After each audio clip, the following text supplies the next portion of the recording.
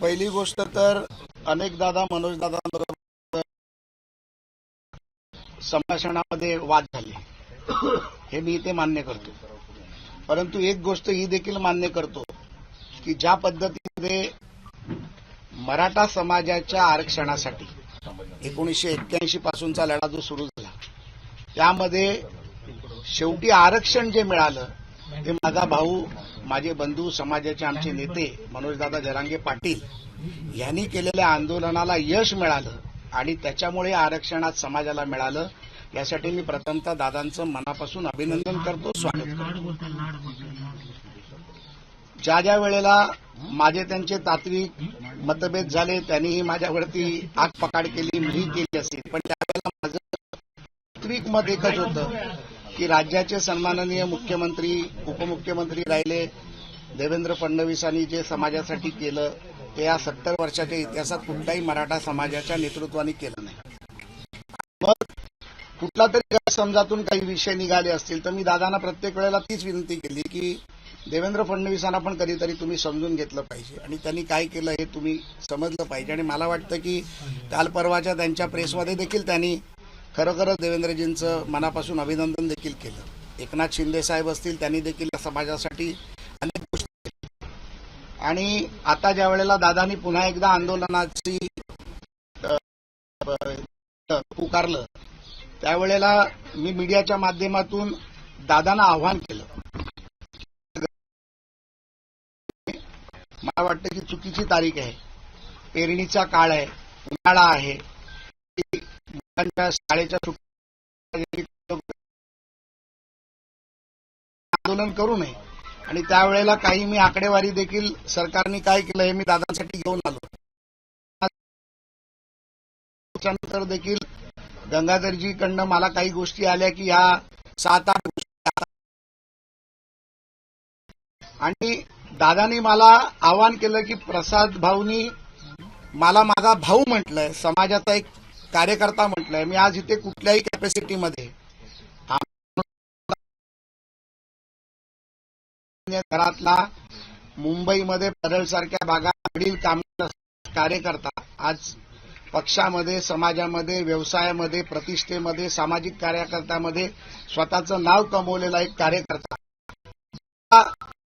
अभिमान वाटला की मनोज दादाला इथं आव्हान केलं. समाजाचा आज दैवत झालाय, त्या समाजाच्या दैवताने ज्या वेळेला मला आव्हान केलं आणि त्यांनी 23 तारीख मला दिली, तर मी 22 तारखेलाच येणं पसंत केलं की कशाला दादाला देखील थांबवायचं. खरं तर दादा मी कालच येणार होतो, परंतु माझे काका काकू दोघेही फार सिरियस आहेत हॉस्पिटलमध्ये, तर मी काल त्यांच्या हॉस्पिटलला थांबलो म्हणून येऊ शकलो नाही. म्हणून काल रात्री मी आज तुम्ही जे मला आमंत्रण केलं त्या आमंत्रणाचा मान सन्मान करून मी आज तुमच्याकडे चर्चेला आलो. माझ्या मनामध्ये प्रसाद लाड म्हणून, एक मराठा समाजाचा कार्यकर्ता म्हणून, एक मराठा समाजामुळे मी आज जो आमदार झालो किंवा जे काय झालो, तुमच्या नेतृत्वामुळे आज या राज्यातील देशातील समाजाला जो मान मिळाला, एक तर तुमचा मला वैयक्तिक सत्कार देखील करायचा होता. तुमच्या मनामध्ये माझ्याबद्दल जर कुठला द्वेष असेल तर तो मला दूर करायचा होता. समाजाच्या काही विषयामध्ये आंदोलन करत असताना काही विषय मांडले जातात, काही विषयाची सरकारकडनं ग्वाही दिली जाते, त्यामध्ये काही विषय अडून राहतात.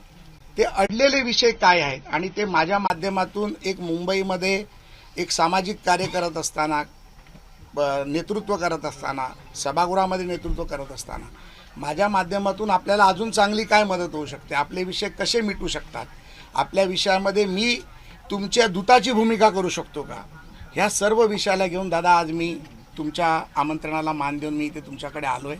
आणि तुमचा फार सन्मान करून पुन्हा एकदा सांगतो की प्रसाद लाड आज तुमचा लहान भाऊ म्हणून इथे आलाय आणि तुमचा लहान भाऊ म्हणून सातत्याने तुमच्याबरोबर सातत्याने उभा राहील, हा देखील शब्द मी तुम्हाला दिला आणि त्या शब्दावरती मी कायम आहे.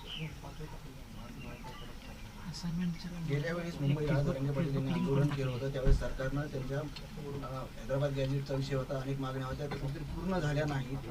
त्यामुळे आंदोलन करावं लागतं. वेळोवेळी एकदा सगळ्या मागण्या मान्य होणार नाही. मला दादांबरोबर मी आपली मीडियाचं झाल्यानंतर खाजगीत देखील बसणार आहे. दादांच्या 7-8 मागण्या आहेत असं मला गंगाधरजी काळकुटे साहेबांनी सांगितलं. त्या 7-8 मागण्या मी दादांच्या समजून घेणार आहे. निश्चितपणे त्या मागण्या समजून घेतल्यानंतर उपसमिती असेल, सरकार असेल, राज्य सरकार असेल, या मागण्या का झाल्या नाहीत. बघा, प्रत्येक गोष्टीला कारण असतं. काही गोष्टीमध्ये कायदेशीर अडचणी असतात, काही गोष्टींमध्ये फॉलोअप हा विषय असतो, काही गोष्टींमध्ये कोणाचा पाठपुरावा न झाल्यामुळे झालेलं असतं. पण दादानी सांगितल्यानंतर मी आज दादाला विनंती करायला आलो आहे भाऊ म्हणून, की तुमच्या मागण्या तुम्ही मला सांगितल्यानंतर मला जर तुम्ही काही काळ दिला तर त्या काळात मी त्या तुमच्या मागण्या पूर्णत्वाकडे नेण्यासाठी 100% प्रयत्न करेन. मी माझा एक शब्द देखील सांगितला होता, या मागण्या पूर्ण नाही झाल्या तर मी माझ्या आमदारकीचा राजीनामा देईन आणि तो समाजासाठी देईन. कारण मी समाजाचा कार्यकर्ता आहे. पहिल्या जातीसाठी माती खायला मी तयार आहे. आज मराठा समाज हा देशामध्ये सगळ्यात मोठा समाज आहे. आज 7 कोटीपेक्षा जास्त लोक मराठा समाजाची इथे आहेत. लोक आमच्या आपापसांमध्ये भांडणं लावायचा प्रयत्न करतात. आज मी दादाला भेटायला आलो तर कोणतरी काहीतरी बोलायला लागला. असं आहे की एका भावानी 2 भावांमध्ये भांडणं असतात. एका भावानी लहान भावाला बोलवल्यानंतर लहान भावानी येऊ नये, ही आपली मराठा समाजाची संस्कृती नाही, प्रथा नाही. आणि आज जे संस्कार या देशावरती आहे ते मराठा समाजाकडून आलेले संस्कार आहेत. छत्रपती शिवाजी महाराजांनी दिलेले संस्कार आहेत, माता जिजाऊंनी दिलेले संस्कार आहेत. आपण प्रत्येक संस्काराचं जेव्हा नाव घेतो तेव्हा छत्रपतींचं नाव घेतो. आणि हा छत्रपतींचा मराठा, ज्या मराठाच्या संघर्षामध्ये मला जर दादांमुळे खारीचा वाटा उचलायची संधी मिळत असेल, त्यांनी अनेक आंदोलनं केली, अनेक उपोषणं केली. मी आता दादांना विचारत होतो त्यांच्या तब्येतीबद्दल. त्यांनी मला सांगितलं उपोषणामुळे त्यांची तब्येतही बिघडली.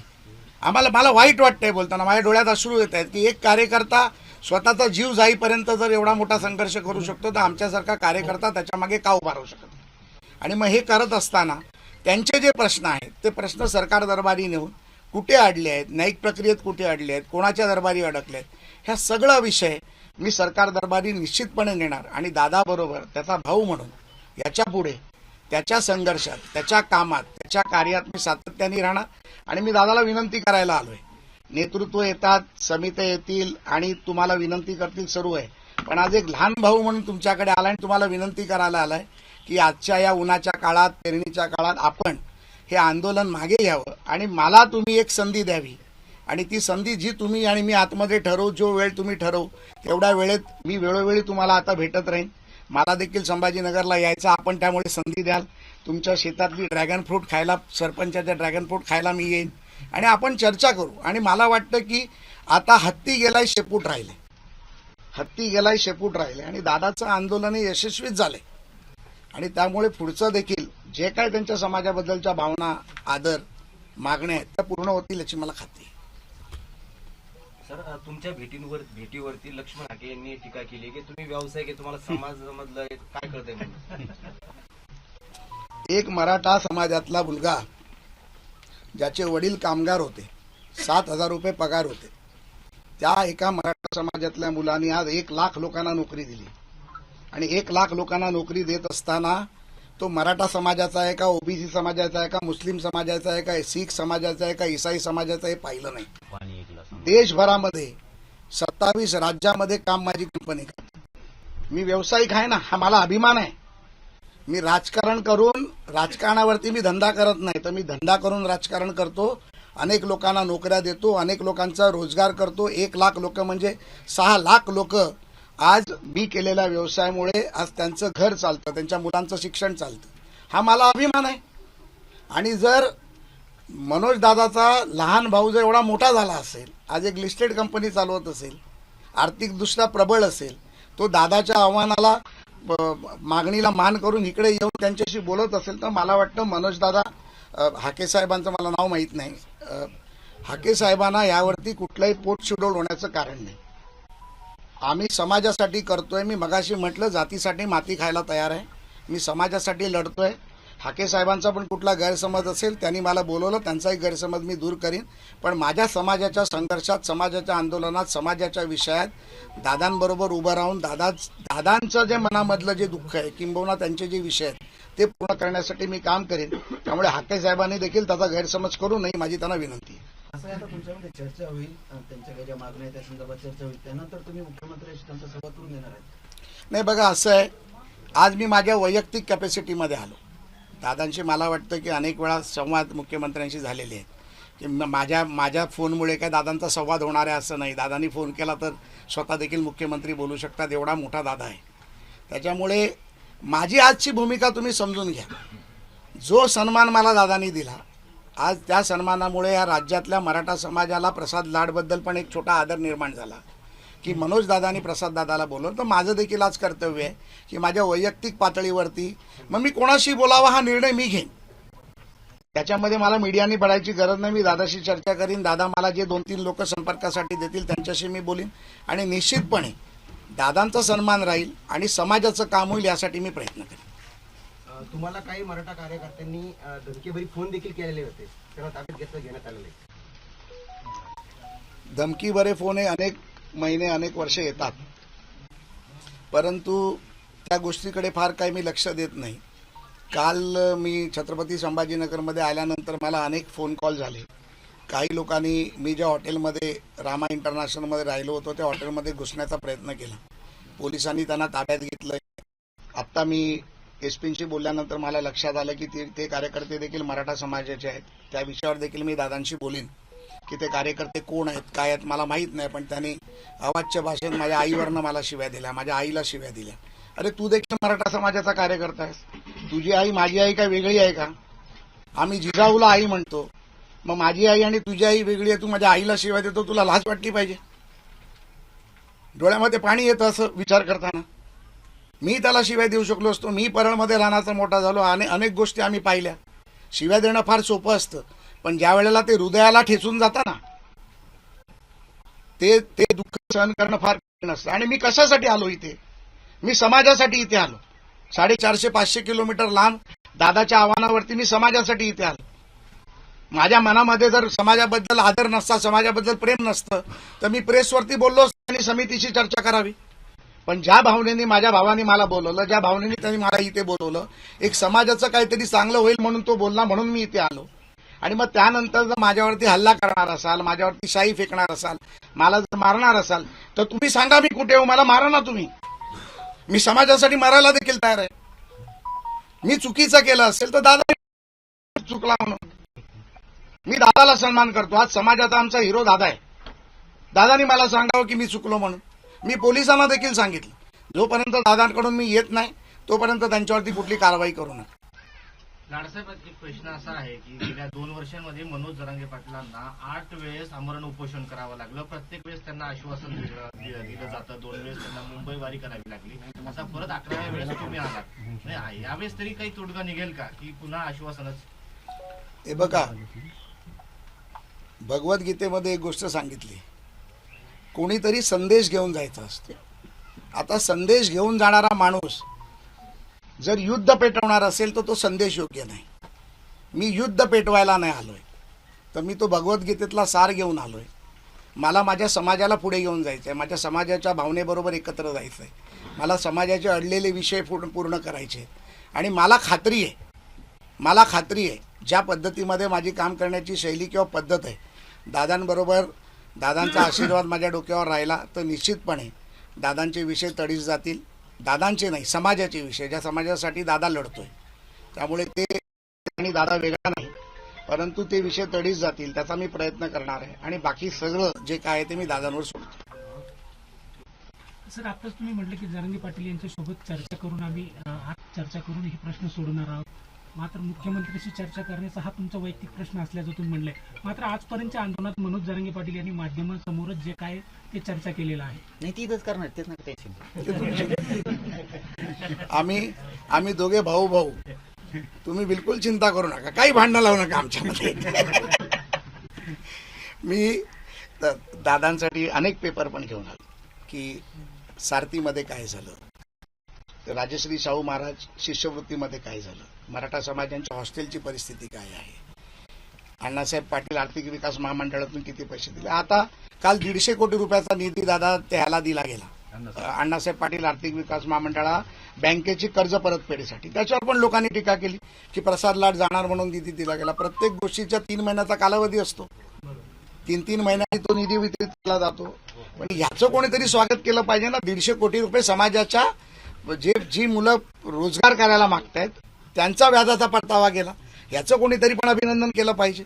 राज्य सरकारचं करा, मुख्यमंत्र्यांचं करा, अर्थमंत्र्यांचं करा, उपमुख्यमंत्र्यांचं करा. त्याच्यामुळे अनेक गोष्टी ज्या समाजासाठी केल्या गेल्या, दादांच्या आणि अनेक काही गोष्टी माझ्या कानावर आल्या, मला माहीत नाही ते दादा सांगतील. परंतु ज्या आमच्या मराठा बांधवाच्या लोकांनी बलिदान दिलं, अनेक लोकांनी बलिदान दिलं, त्यांच्या घरच्या नोकऱ्यांचा प्रश्न होता, ज्या गुन्हे दाखल झाले त्या गुन्ह्यांचा प्रश्न होता, त्या सर्वांवरती मी दादांशी चर्चा करेन. पण आता तुम्ही या ठिकाणी आलात, मुख्यमंत्र्यांशी तुमची काही चर्चा झाली का? नाही, मी आज आलो, मी परत तुम्हाला सांगतो, मी माझ्या वैयक्तिक कॅपॅसिटीमध्ये इथे आलो, प्रसाद लाड म्हणून आलो, मनोज दादाचा भाऊ म्हणून आलो, समाजाचा कार्यकर्ता म्हणून आलो, मराठा समाजाचा सन्मान मान आहे म्हणून मी इथे आलो, मी जे आहे ते मराठा आहे म्हणून आलो.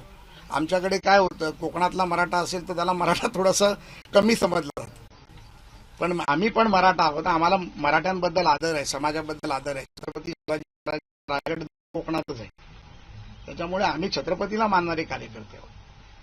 आणि आता आमचं केंद्रबिंदू हे आंतरवाली सराटी आहे. या आंतरवाली सराटीमध्ये दादा जो निर्णय देतील, दादा जे म्हणतील, दादानी माझा मान ठेवून जर सांगितलं की बाबा मी हे आंदोलन प्रसाद लाडच्या शब्दावरती मागे घेतोय, तर मी आनंद वाटेल. आणि नाहीतर ते जे मला मार्गदर्शन करतील ते मी पुढे सांगेन. सर, आतापर्यंत काही स्टॅटिस्टिक त्यांच्यासमोर ठेवलं नाही का, ज्याच्यामुळे अनेक तुमच्या अगोदरही काही प्रतिनिधी येऊन गेले, पण ज्या पद्धतीने आकडे आता तुम्ही बरेच कागद घेऊन आलेलं दिसत आहे, मला असं वाटतं की मधल्या काळामध्ये काही त्यांच्यासमोर ठेवल्या गेलं नाही आकडेवारीच्या स्वरूपामध्ये. नाही, काही गोष्टी असं असतात की आंदोलनामध्ये आम्ही देखील विद्यार्थी दशेपासून काम केलं.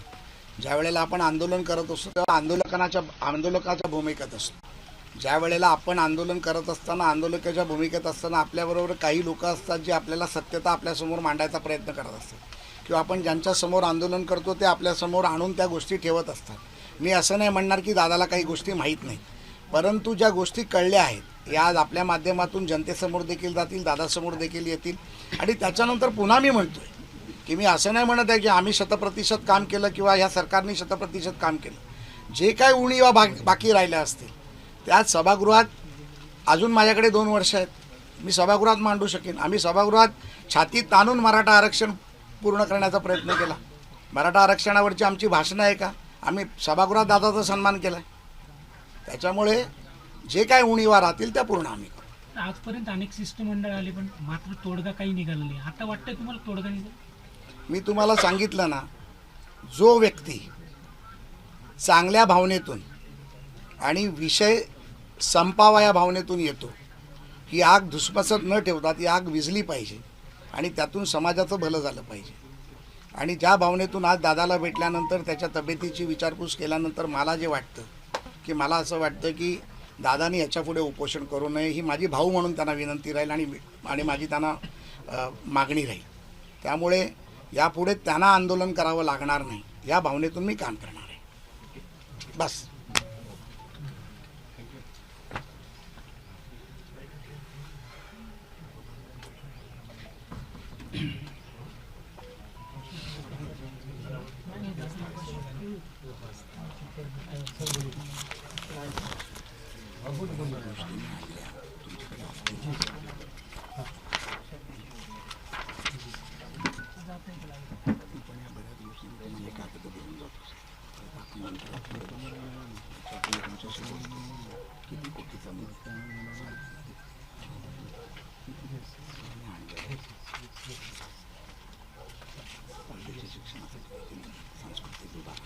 हे विद्यार्थी आपण वाढवले. हो, मला माहिती आहे. हे 40 केले होते सरकारनं, सारथीचे परदेशात शिकणारे पोरं, ते 160.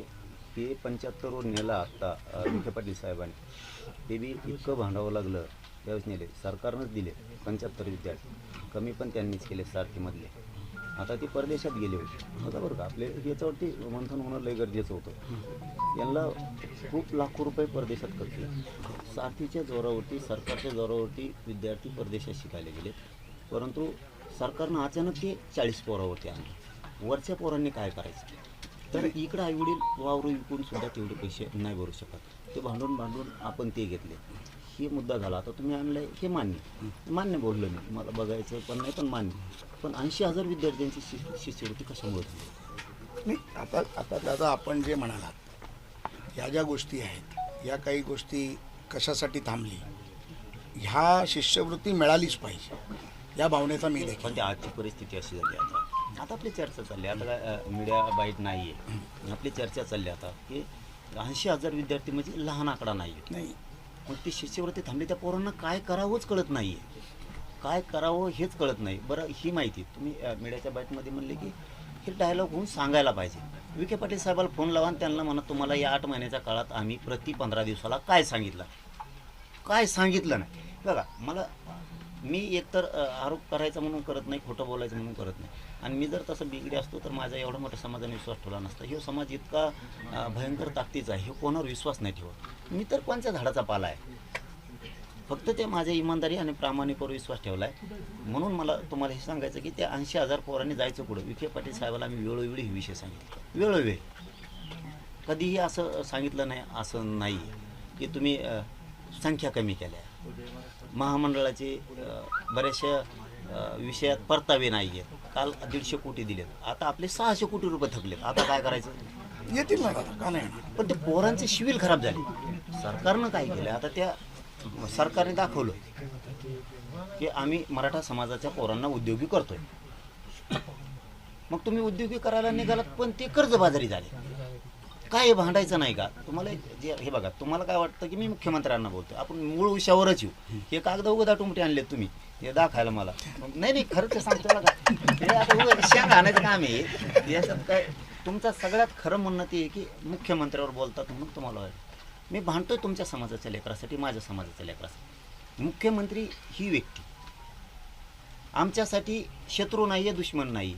असती तर ह्याच मराठ्याने निवडून दिलं नसतं. एकदा फक्त मुख्यमंत्र्यांना म्हणा मराठ्याने तुम्हाला मतदान केलं नाही, एकदा नाही त्याच्याबद्दल काही दुमत नाही. हे भांडणच तुमच्याशी आता आमचं, हे आता भांडणच तुमच्याशी आमचं. तुमचं जे म्हणणं आहे ना, हे बघा मी त्यांना इथून पाठीमागे तुम्ही मीडियाच्या वाईट काढून बघा, कारण हे मला बोलावं लागणार, हे मला तुमच्यापाशी बोलावं लागणार आहे.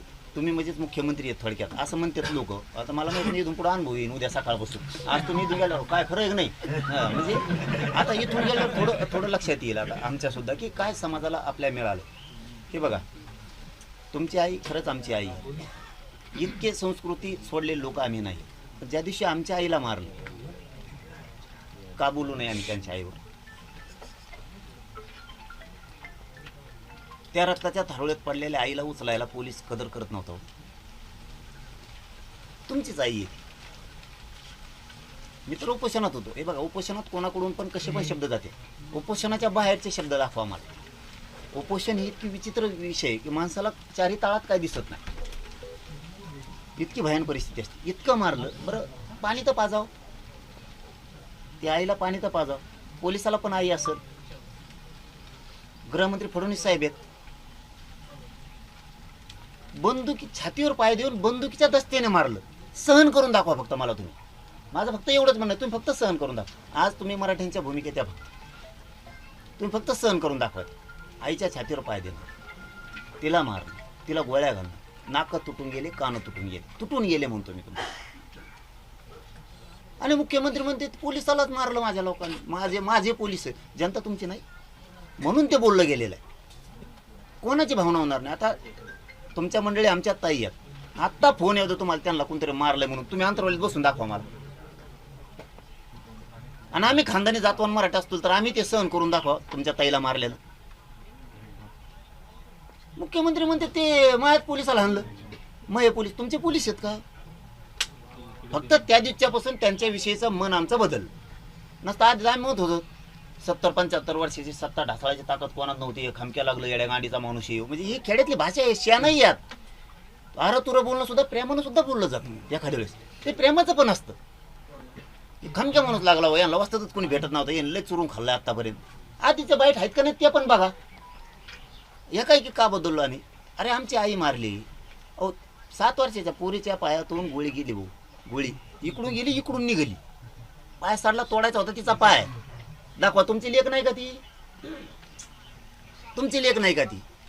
तिने काय पाप केलं? तास माझ्या लेकराने काय पाप केलं?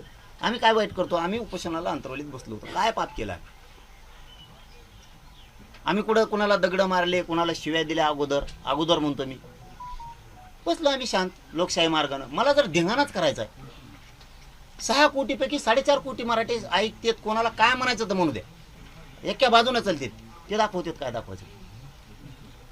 मी काही पण धिंगाणा करू शकलो असतो.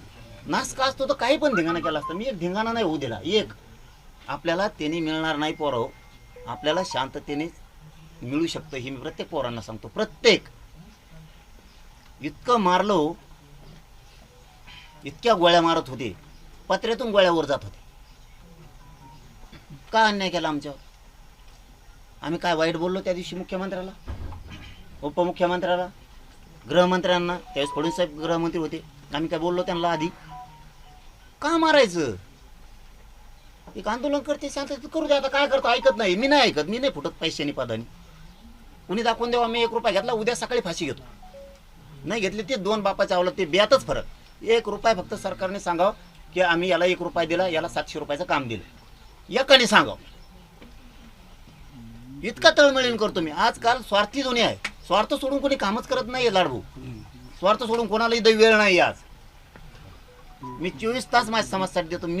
माझे लेकरं किती वेळेत हे सुद्धा मला माहित नाही. या समाजासाठी माझा बाप कुठे आहे, माझी आई कुठे आहे हे सुद्धा मला माहित नाही. हे रिअल सांगतो मी. माझ्या समाजाच्या लेकराच्या चेहऱ्यावरती मला आनंद बघायचा. आरक्षण मी कुठं वाईट वागलो? मग का आमच्यावर दोष? बोललो असतो ना तुम्ही मालक आहेत. थोडक्यात काय झालं बोललो म्हणून? मालकत्व तुम्हाला स्वीकारायचंय, पालकत्व तुम्हाला स्वीकारायचंय. समता ठेवा ना. उचित बोललेलीच काय फरक पडला? राजकारणात हे पचावं लागतं, समाजकारणात हे पचावं लागतं, तर तुम्ही उंचीवर जाणार. कोणालाही वाटत नव्हतं 75 वर्षातलं बलाढ्य असणारं काँग्रेस संपल म्हणून. तेव्हा भाजपची 1-2च होते. मोजी तर सुद्धा येत नव्हते बोटावर खुर्ची घेत म्हणून. संपलं ना, संपलं ना. तुम्ही त्या गर्वात जाऊ नका हे म्हणणं आहे आमचं. ही तळतळ समजा. आता आम्ही आलोत म्हणजे आमचं कोणीच काही करू शकत नाही. संपू शकतं बरं का. इतकं झाल्यावर असंतोष जर बिघडला, लोकांचं जर मन दुखत गेले, मराठींचे मन का दुखवतं तुम्ही? कमवून दुखविता. काय केलं आम्ही तुमचं पाप? आमच्या गरीबाच्या लेकरांनी काय पाप केलं? कम मन दुखविता. मला तुमच्याकडून उत्तरच पाहिजे. तुम्हाला भांडायचंच आहे आम्हाला. होऊन दे काय व्हायचं. काय पाप केलं माझ्या लेकरांनी? का शिकू नये त्यांनी असं म्हणणं आहे तुमचं? त्यांनी नोकरीला लागू नये असं म्हणणं आहे का तुमचं? आम्ही तुमच्या जात, तुमचा एक शब्द होता, मुख्यमंत्री आपल्या जातीचा नाही, तरी त्यांनी आपल्याला आरक्षण दिलं किंवा अनेक गोष्टी दिल्या. कुणी नाकारलं? ती आपल्या जातीचा नाहीये तरी दिलं. नाकारलं कुणी? ह्याच बोलतो का? मीडियात बोललो ना राव. तुम्ही गॅझेटियरचा JR दिल्यापासून बघा तुम्ही. मुख्यमंत्र्याला विखे पाटील साहेबांना श्रेय दिले मी ते डायरेक्ट. आणि ह्या 8 महिन्यात फडणवीस साहेबाला बोललेला मला दाखव. या 8 महिन्यात म्हणतो मी तुम्हाला. मी ह्या 8 महिन्यात तुमच्याबद्दल कधीच भांडलो नाही. तुमचा सन्मानच केला नाही. तुम्ही भांडा ना. माझं ते मतच नाहीये. आमचं घरानं कोणी ऐकून घ्यायचं? आमची तळतळ कोणी ऐकून घ्यायची? आम्ही मुख्यमंत्र्याला बोललोच नाही हे 8 महिन्यात. तुम्ही आता आम्हाला भाऊ म्हटलात ना. पण मला हे तुम्हाला सांगणं खूप गरजेचं आहे. मी ऐकलं ना दादा. मला माहित नाही असं आहे का तुम्ही जे म्हटलं बघा. आता तुमची तळमळ तुमचं पूर्ण ऐकून घेणार आम्ही. तुम्हाला कधी आम्ही ऐकून घेणार नाहीत असं नाही. आजचा दिवस हे समाजाच्या खूप इतिहास आहे. महाराष्ट्रातले मराठ्यांचे लोक, तुम्ही शहरात राहताय, खेड्यातले मराठ्यांचे लोक आऊत जरी आहे त्यातले तरी मोबाईल दांडीला बांधते. तुम्हाला पाहिजे असले व्हिडिओ देतो. पण जरांगे पाटील काय बोलतो ना आज अंतरवलीत काय आहे? कमीत कमी 5.5-6 कोटी मराठी बघत असते आज अंतरवलीत काय चाललं. म्हणून आज सगळ्यांनाच वाटतंय की हे माणूस पहिल्यांदा म्हणला ना मी मराठ्यांचा आहे, त्यावेळेस ऊर भरून येतो गरिबांचा. दिसत नाही तुम्हाला नाही भेटायला येऊ शकत श्रीमंत लोकाला. कारण तुम्हाला हे म्हणजे त्याच्यात वाईट नका वाटू देऊ. आमच्या समाजाचा एखादा माणूस मोठा झालाय तो गर्वच असतो. बोलून दाखवल्यानं दुरावा निर्माण होतो. त्यामुळे काही गोष्टी बोलून पण दाखवायच्या नसतात. ही अभिमानात असतो. पण तुमच्यापर्यंत श्रीमंत सांगायला येत नाही. कुजबूज हे आम्ही ऐकतो खेड्यातली. आम्ही लोकांना वाटतं आता हे माणूस काहीतरी करेल. आता तुम्ही म्हणलात मुख्यमंत्री साहेब आपल्या जातीचं नसून आरक्षण दिलं. पण तुम्ही हे पण विसरले ना की आपल्या जातीचं नसून मराठ्यांनी निवडून दिलं. हे आता आमच्या जातीचं नाही, शेजारी बसलेलं दिलं की नाही निवडून मराठ्यांनी. म्हणजे तुम्ही आमच्यात ना द्वेष भावनेनं बघू ना. ते आमच्या जातीचे नाहीत तरी आरक्षण दिलं, पण ते आमच्या जातीचे नाहीत मराठीने निवडून पण दिलं राव. हे तुम्ही विसरायला चालला. ते तुम्ही आम्हाला एक बाजूनं कोपऱ्यात लोटायला आणि एका बाजूनं माया पण करायला. आमचं म्हणणं आहे नको. आमच्या लेकरांनी काय पाप केलं मला सांगा. 83 क्रमांकाला आमची मागणी होती. आता आपण मूळ विषयाकडे येतो. आमची मागणी होती सरसकट मराठ्यांना कुणबी प्रमाणपत्र द्यायचे. कमून नाही दिले? ओबीसीच्या यादीत 83 क्रमांकाला कुणबी आणि मराठा 1 जून 2004चा GR कमून रद्द केला? मला प्रश्न पाहिजेत, उत्तर पाहिजेत, आणि याच्यातून तुमच्याकडून आम्हाला मंजुऱ्या पाहिजे. पहिल्यांदा मी एक असा माणूस आहे की मी मंत्र्यांशी बोलतो किंवा त्या शिष्टमंडळाशी बोलतो. आज आम्ही तुम्हाला ग्रामपंचायत सदस्य बी नाही आहेत असं समजून तुम्हाला ह्या मागण्या मंजुरीकडे देतो. असं काही नाही आमच्या मनात. पाप मंत्री असला तरच बोलायचं आणि एखादा आमदार आहे त्याची किती ताकद आहे या भ्रमात आम्ही पण नाही जगत. 83 क्रमांकाला कुणबी आणि मराठा 2004ला GR काढला. का बरं? मराठा आहे म्हणून रद्द केला? आमच्या मराठ्यावर अन्याय करायचा का? आम्ही ज्या दिवशी ओबीसीला आरक्षण द्यायचं, मराठ्यांचा एक मोर्चा दाखवा ओबीसीना आरक्षण देण्यात येऊ नये. काय चुकीचं भांडतो फडणवीस साहेबांनी? काय चुकीचं भांडतोय? आम्ही जर त्याच्यात नसूत देऊ नका. 83 क्रमांकाला मराठा आणि कुणबी 1 कमून आरक्षण नाही आम्हाला. ज्याला घ्यायचं ती घेतील. ज्याला 96 कुळी राहायचंय, ज्याला 92 कुळी राहायचंय, ज्याला पाटील राहायचंय, ज्याला वरचा पाटील खालचा पाटील, वाड्यातला राय, गडीवरचा राय, तुला जिकडे राहाय तिकडे राय, ज्याला घ्यायचं ते घ्या, नाही तिकडेच मराठा. ज्याला घ्यायचं ती घेतील. बंधन आहे का? 2004चा GR होता. हे माहिती तुम्हाला आहे का नाही मला माहित नाही. पण माझं म्हणणं आहे मराठा आणि कुणबी 1 आहे. राज्यातला सरसकट मागणी होती, नाही दिली सरकार. मग आम्ही गॅजेटवर आलो. ओबीसीला कोणत्या निकषावर आरक्षण दिलंय? 89-90ला मंडळ गठीत केला गेला. मंडळाला 3 कामं सांगितली. तुम्हाला माहित असलं तर मला इथंच उत्तर द्या, नसलं तर नंतर द्या. मंडळाला 3 कामं सांगितले. ज्या जाती ओबीसी आरक्षणात घालायच्या त्या जातीची यादी तयार करा. हे कथन मला डबल नाविलाजानं तुमच्याकडे करायची वेळ आली, कारण कुठं तरी तुमच्यापेक्षा आशा पल्लवी झाल्यात म्हणून. नाही तर मला इतका वेळ पण नाही सांगायला, कारण सरकारच्या पाठ झालंय मराठ्यांचं खरं आहे म्हणून, पण द्यायचं नाहीये. मंडळाला सांगितलं ओबीसीची यादी तयार करा. ओबीसीचे मागचे कोणी बडबड बंद करा, नाही नीट खाली व्हायचे. ओबीसीची यादी द्या. ज्या जाती घालायच्या त्या ओबीसीची जनगणना करा आणि या जाती आरक्षणात घालायच्या त्यांना मागास सिद्ध करा. हेच केंद्रीय मागासवर्ग आयोगाचे रूल आहेत ना, याच्यात विरुद्ध नाही आहेत ना. मंडळनं कोणता सर्वे केला ते आम्हाला एकदा दाखवा मराठ्याला. तरी आमचा विरोध नव्हता. तुम्ही आम्हाला करायला लागलेत म्हणून ह्या गोष्टी पाहिजेत आता आम्हाला. तुम्हाला जर आमच्या लेकराचं वाटोळं करायचं असेल, आम्हाला तुमच्या करायचं नाही, पण तुम्हाला दमत निघत नसेल तर त्याला आमचा नाविलाज. मंडळनं ना जनगणना केली, ना मंडळला मागास सिद्ध कोणची जात केली, ना मंडळनं ओबीसीची यादी दिली. साल मागं पुढं होईल 1952च्या आसपास किंवा त्यानंतर राजश्री शाहू महाराजांनी भास्करराव जाधव साहेबांना आंतरराष्ट्रीय परिषदेला पाठवलं आणि त्या परिषदेत ओबीसीची यादी डिक्लेअर करायची होती. भास्करराव जाधव साहेबांनी तिथं ते ओबीसीची यादी 180 जणांची यादी रिजेक्ट झालेली सगळ्यांनी मान्यता दिली त्या परिषदेत. या मंडळानं ती यादी उचलली, तीच घेतली. जनगणना करायची, इंग्रजांनी 1931ला जनगणना केली, ती यादी उचलली. मागास सिद्ध नाही, फिगास सिद्ध नाही, काही नाही. अहवाल बनवला आणि व्हीपी सिंग सरकार पुढे ठेवला, झालं ओबीसीला आरक्षण सर. अरे वा, म्हणजे तुमचं कसं पण चालतं. झालं ओबीसीला आरक्षण चालू झालं, आम्हाला आनंद आहे. ओके, करा तुमच्या लेकराचं कल्याण. मराठा जातीवादी नाही, कोणाच्या लेकर बाळाचं वाटोळं व्हायची अशी अवलाद ह्या मराठ्याचं रक्त मी सळलेलंच नाही. हो दे तुमचं कल्याण. पण तुम्हाला आरक्षण दिलं किती याच्यावर विवाद. मंडळाला आरक्षण किती दिलं तुम्हाला? 89-90ला 14%. म्हणजे ओबीसीची लोकसंख्या किती? केंद्रीय मागासवर्ग आयोग सांगतो एससी एसटींना 100% आरक्षण द्यायचं आणि ओबीसीना द्यायचं असेल तर लोकसंख्येच्या 50% द्यायचं. 14% आरक्षण दिलं म्हणल्यावर मंडळनं ओबीसीची लोकसंख्या किती दाखवली तर 28%. बरोबर ना? त्यांच्यावरच बोलतो मी, माझं बोलतच नाहीये. आमच्या याला काढी लागू द्या पार, त्यांच्याच याच्यावर बोलतोय. 14% आरक्षण दिलं म्हणजे लोकसंख्या 28% झाली. 4 वर्षानं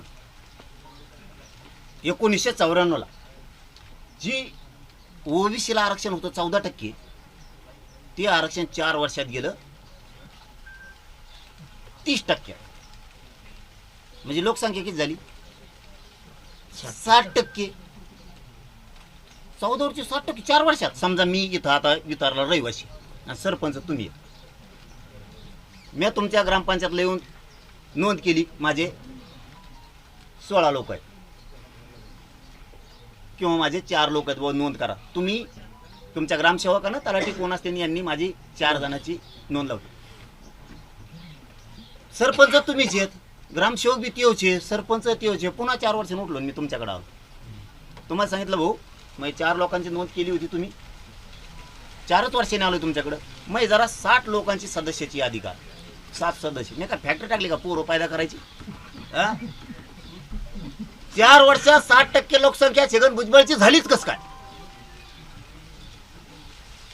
ओबीसीची 60% लोकसंख्या कशी झाली याचं उत्तर आम्हाला द्या. हे कोणाला मान्य आहे का? 4 वर्षात 60% लोकसंख्या झाली यांची डायरेक्ट 30% आरक्षण. हाणलं मराठ्याचं आरक्षण तुम्ही, तरी चुकीचे आम्हीच द्या ना 4. जर आत्ता भाऊ तुम्ही विचार करायचा, लाड भाऊ हे लय शिरेशिवशे आहेत, तुम्हाला ते वाईट दिसतं. आमची तळमळ आमच्या गरिबांच्या लेकराच्या वेदनेशी, त्यांच्या पायाशी ठुली आम्ही व्याधी. तुमची 90 ते 94 4 वर्षाच्या काळात जर 60% लोकसंख्या होती, तर 94 ते 2026 पर्यंत मग तो 750 झाले असते टक्के. आता ओबीसी लोकांची संख्या 60% ना. 94ला 4 वर्षांनी 2026 पर्यंत जरा टप्पे पाडा ना. प्रति 4 वर्षाला यांची 30% लोकसंख्या वाढते आणि आमची कमी होते. आमच्या राणे साहेबांनी, मी त्यांना राणे दादा म्हणतो, मी त्यांना बोलत नाही, त्यांनी पोट्टे सोडित नाही, मी पण दादांना मानतो मी पहिल्यापासून, आज नाही. त्यांनी आम्हाला 16% आरक्षण दिलं. म्हणजे झालं किती? 32% आमची लोकसंख्या, 34% आमची लोकसंख्या. गायकवाड आयोगाने दिलं 12-13% नोकरीत आणि शिक्षणात, 13%वर आलो. म्हणजे आमची 16वरची लोकसंख्या 13वर आली. आता सुक्रिया समितीने दिलं आत्ता 10% एसीबीसी, 20%वर आलो. आमचे पोरं व्हायनात का काय? आम्हाला काय अडचण आहे बुवा? काय मिळेल नेमका? फॅक्टरी बंद पाडल्या का आमच्या? तुमचे तर होत वाढायला लागले तर खपा खपा. काय हे बघा, हे साधा विषय नाहीये. आम्हाला खूप येड्यात काढलं गेलं आणि आम्हीच ऐकून घेतोय प्रत्येक वेळेस परत. आणि त्यांनी ऐकून नाही घ्यायचं, त्यांनी भेव दाखायचं. ओबीसी तुमच्या विरोधात जाणार. मराठा एक नव्हता ना तेव्हा, सरकारला बी वाटायचं ओबीसी विरोधात जाईल. मराठी सर पळत येत कुत्र्यासारखे दारात बांधले तुम्ही. आता मराठ्या ध्यानात पाडायचं असतं. आता ओबीसीच भेवतम पाडायचं, आता मराठ्याच भेव पाडायचं. आता पडित असतो आम्ही. हे खोटं नाही सांगत तुम्हाला मी. तुम्ही आमचं वाटलं करू नका. कवा सत्ता काय, तुम्ही राहा मजा करा ना, तिकडच राहा ना. आम्हाला काय करायचं राजकारणाचं? तुम्ही नाही दिलं तर ते होणार आहे. ठीक आहे, चला सोडून देऊ. 60% तर 60%. छगन भुजबळचं म्हणणं आहे आमची 60% लोकसंख्या. बरं 60% बाबा जाऊन दे, खाय तुला काय खायचं. पण जरा गणित लावा बरं. 60% ओबीसी, 20% SC ST, किती झाले? 34% मराठा, किती झाले? 114%. लोकसंख्या असते राज्याची. तू का पागल काढी तू का आम्हाला? आणि मुस्लिम, मारवाडी, बामण हे बिचारे कोण सोडी दुसऱ्या राज्यात घेऊन सोडी तू का? कोणचं गणित आहे? किती येड्यात काढणार माझ्या समाजाला तुम्ही? किती? आम्ही आमच्या नोंदी आहेत, यांच्या नोंदी नाहीत, तरी आरक्षण दिलं. आम्हाला अडचणी का? आता येऊ गॅजेटवर. आपण हैदराबादचा गॅजेटियरचा GR काढला.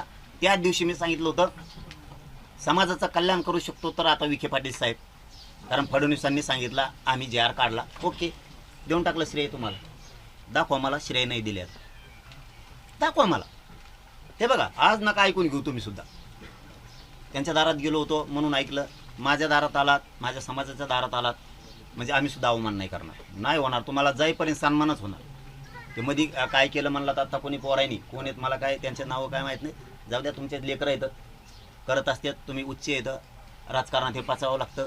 एखादं बोललं असेल, कशामुळं बोललं मला माहीत नाही. राजकीय स्टंट होता का, त्याच्या डोक्यात काही वेगळे विचार आहेत का, आंदोलनाला गालबोट लागावं म्हणून का, चर्चा होऊ नये म्हणून का, खरोखरच त्याला समाजाविषयी प्रेम होतं म्हणून केलं.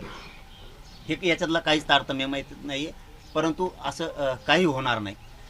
झालं असेल तरी ते मोठ्या मनानं तुम्ही बी ठेवत जावा. राजकारणात हे सुरूच असतं. एखाद्याचं लेकरू बाळ म्हणतं, एखाद्या वेळेस रागात येतं. कोणी मला खरंच माहीत नाही नाव गाव त्याचं काय आहे काय नाही, परंतु म्हणत असते रागाच्या भरात येतं एखाद्या वेळेस. त्याला वाटतं समाजाचं कल्याण व्हावं म्हणून तुम्हालाच भांडत असते सगळे. आणि आता राजकारणाला बी घोडे लावल्याशिवाय निवडून येत नाही का हो कुठे साहेब. त्यामुळे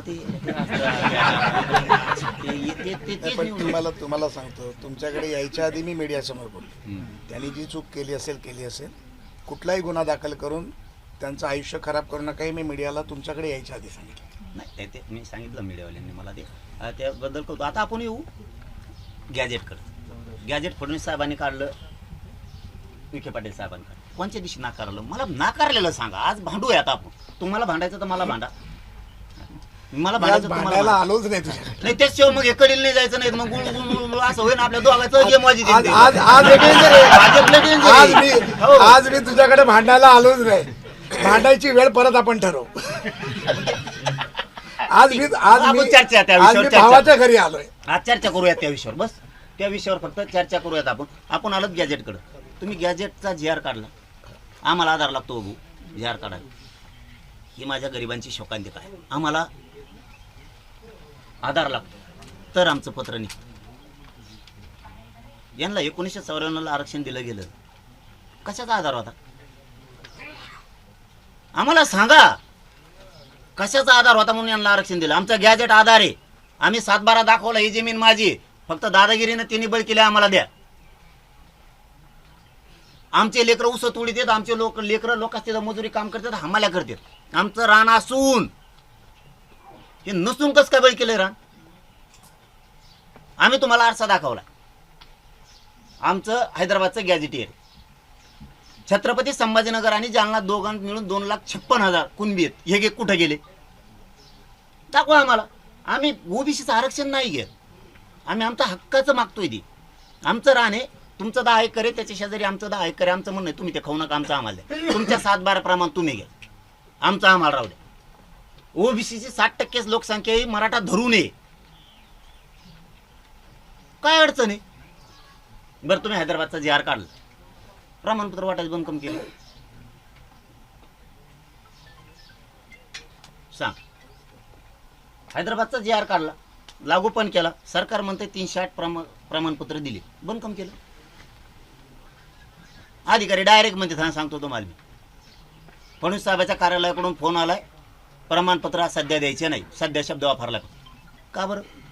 आता अधिकाऱ्याचं नाव सांगावं तर त्याचं काळीच लागली म्हणायचं, कारण त्याला भाजप म्हणतात. पुन्हा तुम्ही म्हणता भाजप पोराचा आला, ते गांडीतच लाकूड घालते तितकं. त्याच्यापेक्षा ते म्हणतात नको बाबा यांच्या नादीत लागू नको, आपलं गपला मागा पर्याय नाही दुसरा काही. हे सत्य बोलतोय मी माझ्या समाजावरती प्रेम करतो, तुमच्यावरती प्रेम करतो. मी सरकारवर प्रेम करत नाही. ही गैरसमाजातून बाहेर जा.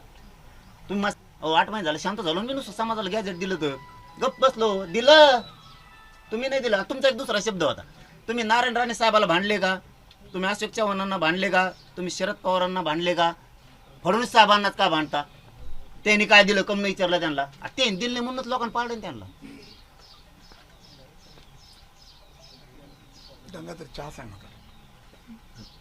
दिलं नाही म्हणूनच लोकांनी पाडलं. तुम्हाला आणलंय ना, आता मग तुम्हाला भांडवतं त्यांना भांडून काय करायचं? आलो ना मी भांडण करायला तुझ्याशी. हा पण हे सांगायला तुम्हाला मी, तुम्ही जे प्रश्न होते त्या प्रश्न होते. आता गॅजेट तुम्ही दिलं, त्याचे सगळे प्रमाणपत्र बंद केले. बरं गॅजेट असून अडचण काय? सगळ्या 1,23,000 बीडला आहेत, कुणबी कुठं गेले? आकडा थोडाफार कमी जास्त होईल हजारात. जवळपास 1,55,000 जालन्यात आहेत, कुणबी कुठं गेले? 1,77,000 नांदेड जिल्ह्यात आहेत, कुठं गेले कुणबी? ते गॅजेटमध्ये आहेत. लातूरमध्ये आहेत, हिंगोलीत आहेत, परभणीत आहेत, धाराशिवमध्ये आहेत. हे गेले कुठं? मग जर आमचं गॅजेट येतो द्या ना तुम्ही. राहू दे. का रद्द केलं? का थांबविलं? नाही मी दादा आपल्याला तेच सांगायला, ह्या गोष्टी छोट्या नाहीत, पण हा कुठेतरी गॅप आहे. मी आज तुझ्याकडे का आलो, भाऊ म्हणून का आलो, तुझं ऐकायला का आलो, की ह्या कुठेतरी गोष्टी कुठे थांबल्या आहेत. ह्या का थांबल्या आहेत ह्या समितीकडे असेल, कोणाकडे असेल, आपल्याला बोललं पाहिजे. म्हणून मी म्हटलं ना, माझं गंगाधरशी बोलणं झाल्यानंतर गंगाधरचं म्हणणं होतं 7-8 विषय दादांच्या मनामध्ये फार आहेत जे तुम्हाला चर्चा कराव्या लागतील. तर मी म्हटलं मी येऊनच वैयक्तिक बोलतो, तुम्ही मला मेसेज करणार, मी तुमच्याशी फोनवर बोलणार, असं व्हायला नको. आता जे तुम्ही मला म्हणालात, हैदराबाद गॅझेटबद्दल बोलला, आपलं औंध गॅझेटबद्दलचा एक विषय असू शकतो, मुलांच्या नोकरीचा प्रश्न असू शकतो, गुन्हे मागे घेण्याचा प्रश्न असू शकतो. आपण घ्या नाही, आपण ना या विषयातून बाजूला जाऊ शकत नाही. तुम्ही जर मोठ्या मनानं जी आर काढल्यात, तुम्ही जर मोठ्या मनानं ओबीसी आरक्षणात काही जाती घातल्या, आम्ही कुणी विरोध केला नाही. आत्ता आमचं आंदोलन सुरू असताना सुद्धा 1 वर्षापूर्वी 26 जाती आरक्षणात घातल्या. म्हणजे आंदोलन सुरू आमचं आणि तुम्ही जाती घालतात त्यांचे, आणि ज्या बसतच नाहीत त्या कोण गरीब. मला निकष सांगा बरं, आरक्षणाचा मागास ठरवण्याचा निकष काय? तुम्ही ज्या ओबीसी समाजाला आरक्षण दिलं, निकष काय लावला मागास सिद्ध होण्याचा? गरीब आहे म्हणून लावलाय का? ती जर लावला असेल तर तुम्हाला मग गरीब मराठी दाखवतो. मराठ्याला का आरक्षण द्यायचं नाही? मराठ्याकडं शाळा आहेत, कॉलेज आहेत, मराठ्यांकडं कारखाने आहेत, म्हणून मराठ्याला आरक्षण द्यायचं असा निकष आहे का? मी तुम्हाला छगन भुजबळजवळ कारखाना दाखवतो, काढा ती जात आरक्षणाच्या बाहेर. तो जर निकष असेल तर, तुमचा जर तो निकष असेल, मराठी श्रीमंत आहेत यांना द्यायचं नाही, यांच्याकडे कारखाने, साखर कारखाने आहेत, यांच्याकडे शाळा आहेत, मी छगन भुजबळजवळ कारखान्यात दाखवतो, काढा सगळी जात बाहेर, तो तुमचा निकष असेल. तुम्हाला जर वाटत असेल मराठ्यांजवळ पेट्रोल पंप आहे म्हणून यांना आरक्षण नाही, मी तुम्हाला परळीवाल्याकडे पेट्रोल पंप दाखवतो, काढा सगळी जात बाहेर, चालन का? काय निकष आहे तुमचा आरक्षणाचा मला सांगा. तुम्हाला काय वाटतं हेच आम्हाला कळायला तयार नाही. व्यवसायावर जर आधारित तुम्ही आरक्षण दिले, असं जर केंद्रीय मागासवर्ग आयोगाचा नियम असेल, निकष असेल, व्यवसायावर आधारित आपण त्यांना आरक्षण दिले, मग त्यांना मागास सिद्ध केले. विदर्भातल्या मराठ्यांना तुम्ही आरक्षण दिलं शेती करतात म्हणून, व्यवसायावर आधारित. आमच्याकडे काय समुद्र आहे का? आम्ही काय वाटी आणतो का इकडं? काय निकष आहे? आम्हाला निकषच कळायला तयार नाही तुमचा. तुम्ही जर त्यांना मागास सिद्ध केले शैक्षणिक आणि नोकरीत, आम्ही दाखवतो आम्ही शैक्षणिक आणि नोकरीत सामाजिक दृष्ट्या मागास आहेत म्हणून आम्ही दाखवतो तुम्हाला, चला. तुमच्या या विषयावरती दादा, माझं सभागृहातलं भाषण आहे, मराठा समाज मागासवर्गीय कसा झाला. अनेक म्हणजे आपल्या 20 पिढ्यापासूनचा जो समाज मागे येत गेला, आज आपला समाज लाडभाऊ यांना मागास सिद्ध केलेलंच नाहीये, आम्हाला केलंय 3दा, तरी आम्हाला आरक्षण नाही. गायकवाड कमिशनने केलं, सुक्रे कमिशनने केलं, आम्हाला नारायण राणे साहेबाच्या समितीने केलं,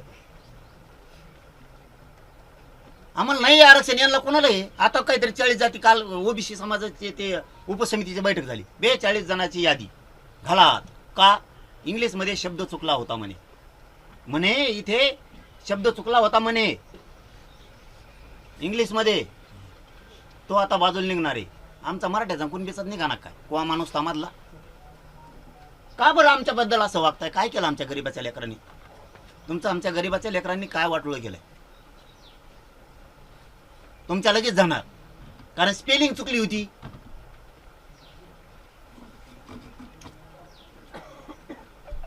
काना मात्रा हुकला होता, आता दुरुस्त करायला होत. मंत्रिमंडळाची उपसमिती ओबीसी समाजाची, आमची समिती झोपती का? विखे पाटील आहेत ना, आमचं मग का उत्तर देऊ नयेत की बाबा हे चालणार नाही, मराठ्यावर अन्याय होईल असं नाही. तुमच्या ओबीसीवर होऊ नये पण मराठ्यावर बी तुम्ही करू नका. का भांडायचं नाही तुम्ही? अरे आम्ही त्या विखे पाटील साहेब म्हणतो, तुमच्या पक्षात नाही का ते? तुमचा त्यांचा जीव नाही आहे का? का त्यांचं वेगळं बेट आहे? तुमच्या तर 7-8 बेट आहे जणू. हो ना, मला अंधारातून कळलं आपलं काय टाकून खरं सांगणार होय. ते एकामेकावर तुटून पडते जणू, असं लफड आहे त्यांच्या दबी. आम्हाला देणं घेणं नाही ना. त्यो माणसानं देतो म्हणला, आम्ही म्हणलं ह्योच खमक्या माणूस आहे, 100% आता मराठ्याला आरक्षण देतो. तुमच्या भाजपलाच फायदा होईल ना. लगेच थांबून टाकले हो सगळे प्रमाणपत्र. त्यांचं दुरुस्त होतं, आमचं दुरुस्त होत नाही. आम्ही मागास सिद्ध झालो, आरक्षण नाही. आता आमचा गॅझेटियरचा GR निघाला तरी नाही. तुमचं एक मीडियात वाक्य आलंय, कोर्टात प्रलंबित गॅझेटियर, म्हणजे ते कोर्टात गेले. गॅझेटियरचं नाही बोलत. आपण जे गुन्हे मागे घेतो हम्म. त्याच्यामध्ये काही आपल्याला न्यायिक नाही, प्रक्रिया गुन्ह्याकडे येऊ ना आपण, गुन्ह्याकडे येऊ. सगळ्याकडे येणार याच्यात नाही मी. बोललो ना. मी तुमचं मराठा समाजाबद्दलचं एका शब्दावरती इतका तुमच्याशी मी प्रामाणिक झालोय. शपथ सांगतो तुम्हाला, मी शब्द वापरेल नाही. मी 2.5 वर्ष शब्द ऐकला असणार. एका शब्दावरती आम्ही मराठी तुमच्यावर फिदा झालो. आता तुम्ही सांगितलं 100% मुख्यमंत्री मागण्याची मंजुरी देणार. आईला म्हणलं आंदोलन करायचंच का म्हणून मग आपल्याला, जर मंजुऱ्या देणार टाका की ह्या माणसावर विश्वास. मंत्र्यावर टाकला, आमक्यावर टाकला, तमक्यावर टाकला, टाका की. म्हणून आम्ही बोलवलं. मी कोणालाही अंतर्वालीत बोलवत नाही, मी आभार मानला ना तुमचं. कधीच बोलवत नाही. कारण त्याने काय होतं, याच्यात क्षमता नाही असा अर्थ जात असतो. आणि मी कणखर आंदोलक, क्षमता नाही याच्यात. आंदोलन बसायच्या आधीच फोन लावतो, या माया भेटायला, मला भेटायला. ये नको येऊ, मी टेकलो एकदा की टेकलो. मरूच तर मागं सरकत नाही, मरायला भेट नाही. मी माझ्या समाजाच्या पायावर माझा जीव ठेवलेला, मी मरायला नाही भेट. येऊ दे मरण. मी ते मन मोडून टाकली, मी मन मोडून टाकली. लाख मेले तर चालते, पण लाखाचा पोशिंदा जगला पाहिजे. लाख पोसून काय करायचं, जगून काय करायचंय? लाख मारू द्यायचे आणि एक जागवायचा. मला करोडो जगले पाहिजेत, मी मेलो तरी चालतो. या भूमिकेतून आता तुम्ही जे आर काढला हैदराबादचा, आणि कमून थांबिले प्रमाणपत्र, कमून द्या ना. गॅजेट राव आधार दिला नाही, मी तुम्हाला कायदा पारित करायला आधार लागतो, त्याशिवाय कायदा पारित करता येत नाही. बरं, आता विधानसभा, विधान परिषद ऍक्टिव्ह आहे, प्रशासक लागलेला नाही आपल्याकडं. राज्यसभेला, विधान परिषदेला ऍक्टिव्ह असल्यावर राईट आहे त्यांना.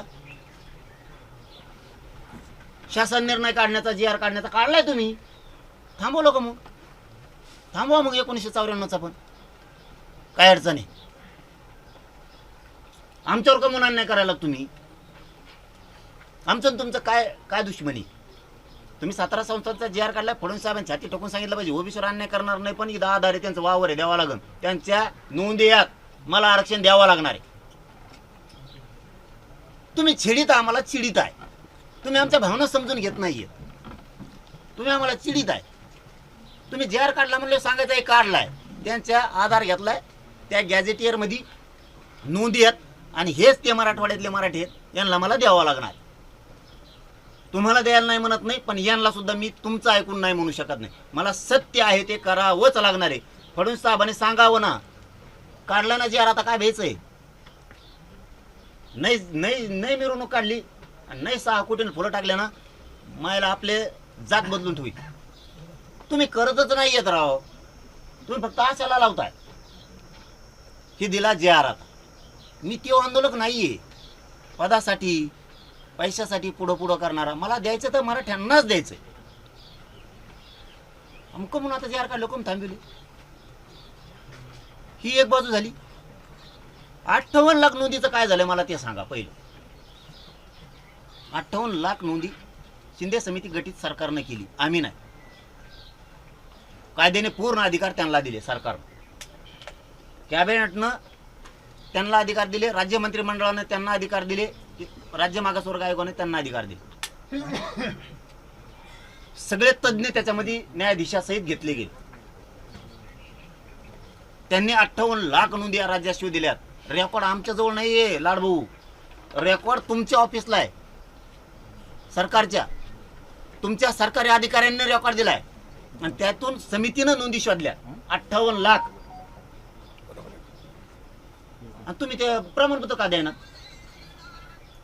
जमीन सापडले म्हणलं का द्यायना? का अन्याय माझ्या समाजावर तुम्ही करायला?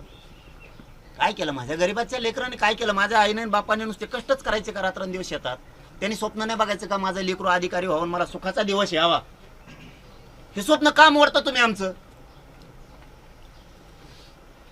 आम्ही झोपडं उभं करायचा प्रयत्न करतोय. आम्हाला वाटतं आमच्या डोक्यावरती सावलीचं थोडं छत असावं. आम्हाला वाटतं आमच्या लेकरा बाळांकडे तरी गाडीत हिंडावं. त्याच्या बापाने कष्ट केलेत, नाहीच चपला. चला मला सांगा, तुम्ही 4-8 दिवस वेळ द्या, शहरातून खेड्यात चला, तुम्हाला नाही चपला दिसणार समाजाच्या पायात. काही लोकांच्या दिसन तुम्हाला धोतर फाटलेलं नाही. आईच्या डोक्याला तेल दिसणार तुम्हाला नाही. तेल लावत ती नाही, तिला भाजीत तेल टाकायला किती कुटुंब दाखवू? काय पाप केलं राव माझ्या समाजाच्या लेकरांना? तुम्ही त्याच्या मुंडक्यावर पाय द्यायला लागला. काय केलंय? काय त्या मराठा समाजाने पाप केलंय समाजात जन्म? त्याने राबायचं 10,000 रुपये कमी पडले तर 50 जणांची उमरेची झाला लागते. त्याला पोरा जर फीस कमी पडले तर शिक्षण एवढे महाग झाले. पोरगं नोकरीला नाही लागलं तर आईबापाने करायचं काय राव? मागच्या दिवसात तेच प्रत्येक जण लेकरू सुखी व्हावं म्हणून लढतो इथं. कमून राव दशा चाललेली तुम्ही आमची. 58 लाख नोंदी सापडल्या म्हणल्यावर तुम्ही जर त्या लोकांना सांगतच नाहीयेत की तुमची नोंद सापडली म्हणून, तुमची गावापर्यंत यंत्रणा आहे, ग्रामसेवक हे तुमचा तलाठी आहे, तहसीलदार आहे, तुम्ही सांगा ना बाबा तुपली नोंद निघाली, काढी नाहीत नका काढी ना. नोंद सापडल्यावर तरी देणार आहो. रान असून आम्ही लोकांची तर सालं धरायची वेळ आली आम्हाला. ही आमची वाईट वेळ आहे. आणि तुम्ही एवढे मोठे बलाढ्य समाजात लोक असून आम्हाला शेणमेनं खाली मान घालायला लागायला लागली तुमच्या सोन्यासारख्या एवढ्या मोठ्या समाजाला असून. नसतं तर ठीक आहे, आम्हाला देऊ नका. तुमचा सोन्यासारखा समाज आहे, जगाच्या पाठीवर राज्य करण्याची क्षमता ठेवतोय तो. अहो त्याला असून द्या ना तुम्ही. 58 लाख नोंदी असून त्याचे कुणबी प्रमाणपत्र द्या ना. ज्यांचे दिले त्यांचे व्हॅलिडिटी थांबवल्यात राव. काय पाप केलं त्या पोरांनी? जर आता कुणबीतून भरलेला असेल नोकरीला फॉर्म किंवा त्यांनी ऍडमिशनला फॉर्म, पोरांनी फाशी नाही घ्यायची साहेब. ऍडमिशन रद्द झालं तुम्ही व्हॅलिडिटी देत नाहीत, कुणबी प्रमाणपत्र. अरे रजिस्ट्री झाली, साक्षीदार आहेत म्हणल्यावर फेर वाढायला तुम्हाला अडचण काय? रजिस्टर ऑफिस चुकीचा आहे, निबंधक असं म्हणायचं आहे का तुम्हाला? निबंधकाची चुकी असं म्हणायचं आहे का तुम्हाला? रेकॉर्ड तुमच्या समितीने शोधला, प्रमाणपत्र तुमच्याच यंत्रणेनं दिलं आणि तुम्ही आता व्हॅलिडिटी रोखून धरली. कमून का वाटलं करता तुम्ही? 58 लाख म्हणजे जोक आहे. 58 लाख नोंदी निघणं म्हणजे माझा जवळपास 3 कोटी मराठा समाज आरक्षणात चालला, सुखी समाधानी व्हायला लागलाय. लेकर हसत येते. आमचं इथे बीडला पोरग आहे रामस्के म्हणून, त्याची कुणबी नोंद निघाली आणि सर्टिफिकेट काढायला टाकलं. अधिकाऱ्यांनी सांगितलं प्रमाणपत्र काढायला वेळ लागेल तोवर तुम्हाला फॉर्म भरायचा पोलीस पाटलाचा. तुम्ही काय करा, ती चिठ्ठी जोडा, कोणती चिठ्ठी असते पण पावती जोडली. ओके म्हणलं काय हरकत, पण इतक्या तारखेच्या आत प्रमाणपत्र द्या असं त्या अधिकाऱ्यांनी सांगितलं. ते ऑफिसला वारंवार गेले. न होणारी घटना त्याच वेळेस नेमकी घडली. अजितदादांचं दुःखद निधन झाल्यामुळे 3 दिवसाचा दुखवटा झाला. अधिकारी म्हणले ते जमतच नाही, आता अपात्र तू, त्याचा काय दोष? बरं अधिकाऱ्यांनी का दिलं नाही आदल्या दिवशी? मग तवा यांना रजावर जायचं, नंतर द्यायला काय? ती तारीख हुकून दिली 21 आणि 22ला सकाळी दिली. कार्य वाटलं आमचं. ते उदाहरण सांगायला तुम्हाला फक्त. अर्ज नाही म्हणताय तुम्ही अर्ज नाही म्हणताय. मरणाचे अर्ज आहेत 550 अर्ज जवळपास नुसते एकट्या वैजापूरमध्ये आहेत, लातूरमध्ये अर्ज आहेत, धाराशिवमध्ये आहेत, जालन्यात आहेत, नांदेडला अर्ज केलेत गॅजेटनुसार. नाही केले असं नाहीये. अधिकारी डायरेक्ट सांगतात आम्हाला ही सुट्टी नाही आणि सरकारने सांगितलं साध्य देऊ नका. काय सांगावं तुम्हाला? कमून रा बाबा आमच्यावर आम्ही काय पातक केलं राव? आम्ही काय चूक केली या समाजाच्या लेकरानं? असून द्या ना, तुमचं देऊ नका म्हणत नाहीत, आम्ही द्या नाही म्हणत. आमचं आम्हाला देणार आहोत. आमचे तळतळ का समजत नाही तुम्हाला? मग आम्ही खेड्यातले आम्हाला राग येतो म्हणून आमच्या तोंडातून 4 शब्द जाते सुद्धा आम्ही ना करत नाही. दाखवा सहन करून. तुम्ही तुमच्या पोराचं ऍडमिशन रद्द झालेलं फक्त सहन करून दाखवा मला तुम्ही. आम्ही का सहन करायचं आमचं असून? का बरं आमच्याच एकट्याच्या मानगुटीवर कमून दगड? 58 लाख नोंदीचा तुम्ही 2-3 दिवसाचा निपटारा करा. पुरे प्रमाणपत्र देऊन टाका म्हणा त्या नोंदी सापडल्यात. अहो यांना नसून दिलं ना राव. यांना वंशावळ कोणची लागती मिळ नाही. करा ना, ओबीसीचं आरक्षण आहे ना ते कुणबीचं, करा ना त्यांच्या धर्तीवर. कशाला डोकं? वंशावळ नाही, सक्का भाऊ, सख्या भावाला नाहीये. बरं राहून दे, आहे का प्रमाणपत्र? सख्या भावाला नाहीये. आता एक उदाहरण सांगतो, मला जेवढं माहिती आहे तेवढं. ते नाव घेतल्यामुळे बाकीच्यांना वाटण. पुन्हा मंगेश पोकळ्यांच्या पोराला दिलं आणि पुरीला नाही दिलं. येते याचा धंदा. शिरसाट साहेब बोलले, दुसऱ्या दिवशी सकाळी दिलं. ते मंत्री बिचारे त्यांच्यावर उगाच हे करू नका तुम्ही. आमच्या यागळ्या गप्पा होत्या. हा, उगाच टेन्शन घेऊ नका तुम्ही बिन, त्यांना बी देऊ नका. ते बिचारे काम करते ते आहे ते बंद व्हायचे, आमच्याकडे यायचे तुमच्या धाक तुम्ही त्याच्यात आतून खुटी घालून या खांदी त्यांचं पळापळ सुरू व्हायची. हा ना तेच, हा हेच, हा बघ हे सख्य भाऊ आहेत आता, हे सख्य चुलत भाऊ, हे नारायण कदम आणि साहेबराव कदम. ते म्हणते तसं जमत नसतं ते. तुम्ही रक्ताला देताय ना, ओबीसी आरक्षण रक्ताचं सांगता ना, काय अडचण आहे भाऊ तुम्हाला? कमून रोखले पुरे राज्यातले रोखले. आता व्हॅलेटामुळे पोराचं वाटोळ व्हायला लागलं. हे बघा ते जे उदय सामंत साहेब येतात, त्यांचे सगळेच मंत्री येतात, तुमचे येतात पण दिसत नाही एखादी बार. जे आहे तेच सांगायलो मी, बडाई सांगत नाही. तुम्ही आलात म्हणून तुम्ही पण ऐकून घेऊ नका. अजितदादांचे पण येतात, ते बिचारे प्रामाणिक काम करतात राव. तुम्ही जर त्यांच्यावर दम भरेला ना तर समाजाचं वाटलं होईल. कारण ते काम करतात, त्या अधिकाऱ्यांना फोन करून सांगतात काही काम असले की, इतकी ऍक्शन ताबडतोब घेतात ती. म्हणून ते मराठ्यांच्या मनात गेलेत, बसलेत. तुम्ही बसा, आमचं भांडणच नाही. आणि ते तुम्हाला सत्तेवर बसवून राहो काय, त्यांच्या मागं लागतात दोघं एकमेकांना मजान राहा. दोघं दोन भजे असले, दोघं अर्धा खाजा मजान राहा तुम्ही तुमचं. कसं ते आलेत म्हणून त्यांना दोष देऊ नका, कारण ते हमेशाच येतात. आणि मी एवढ्या कच्च्या कानाचा नाही की कोणाचं ऐकून आंदोलन करा. मला फक्त माझ्या समाजाचं हित दिसतं. नाही, त्याच्यावरती मी बोललोय. म्हटलं आमच्यात आपापसात मिठाचा खडा टाकू नका. कोणीतरी मला विचारला प्रश्न, तुम्ही टाकेलाय नाही मिठाचा खडा मला कुठं बरं टाकलं तुम्ही? तुम्ही म्हणले तू गेलाच कस काय? ते आलं टेन्शन मध्ये, फुल लोड मध्ये नुसतं हागायचंच राहिले ते. तुम्ही पातळ केलं, तुम्ही मिठाचा खडा नाही भलं वंजळ भर दिलं फेकून, दुसरं काय टाकलं, दुसऱ्याचं काय घंटा गुतलाय तुम्ही दिलं टाकून. ते आले लोड मध्ये, ते गरीबाचं काम करतात. हे बघा मला आलेला अनुभव 5-6 मंत्र्यांचा, 7-8-10 मंत्र्यांचा, 5-6 बिन. उदय सामंत साहेबाला तुम्ही नुसतं काम सांगा, तो माणूस म्हणत नाही जाऊन दे तिकडं, तो म्हणणार ते करा बरं.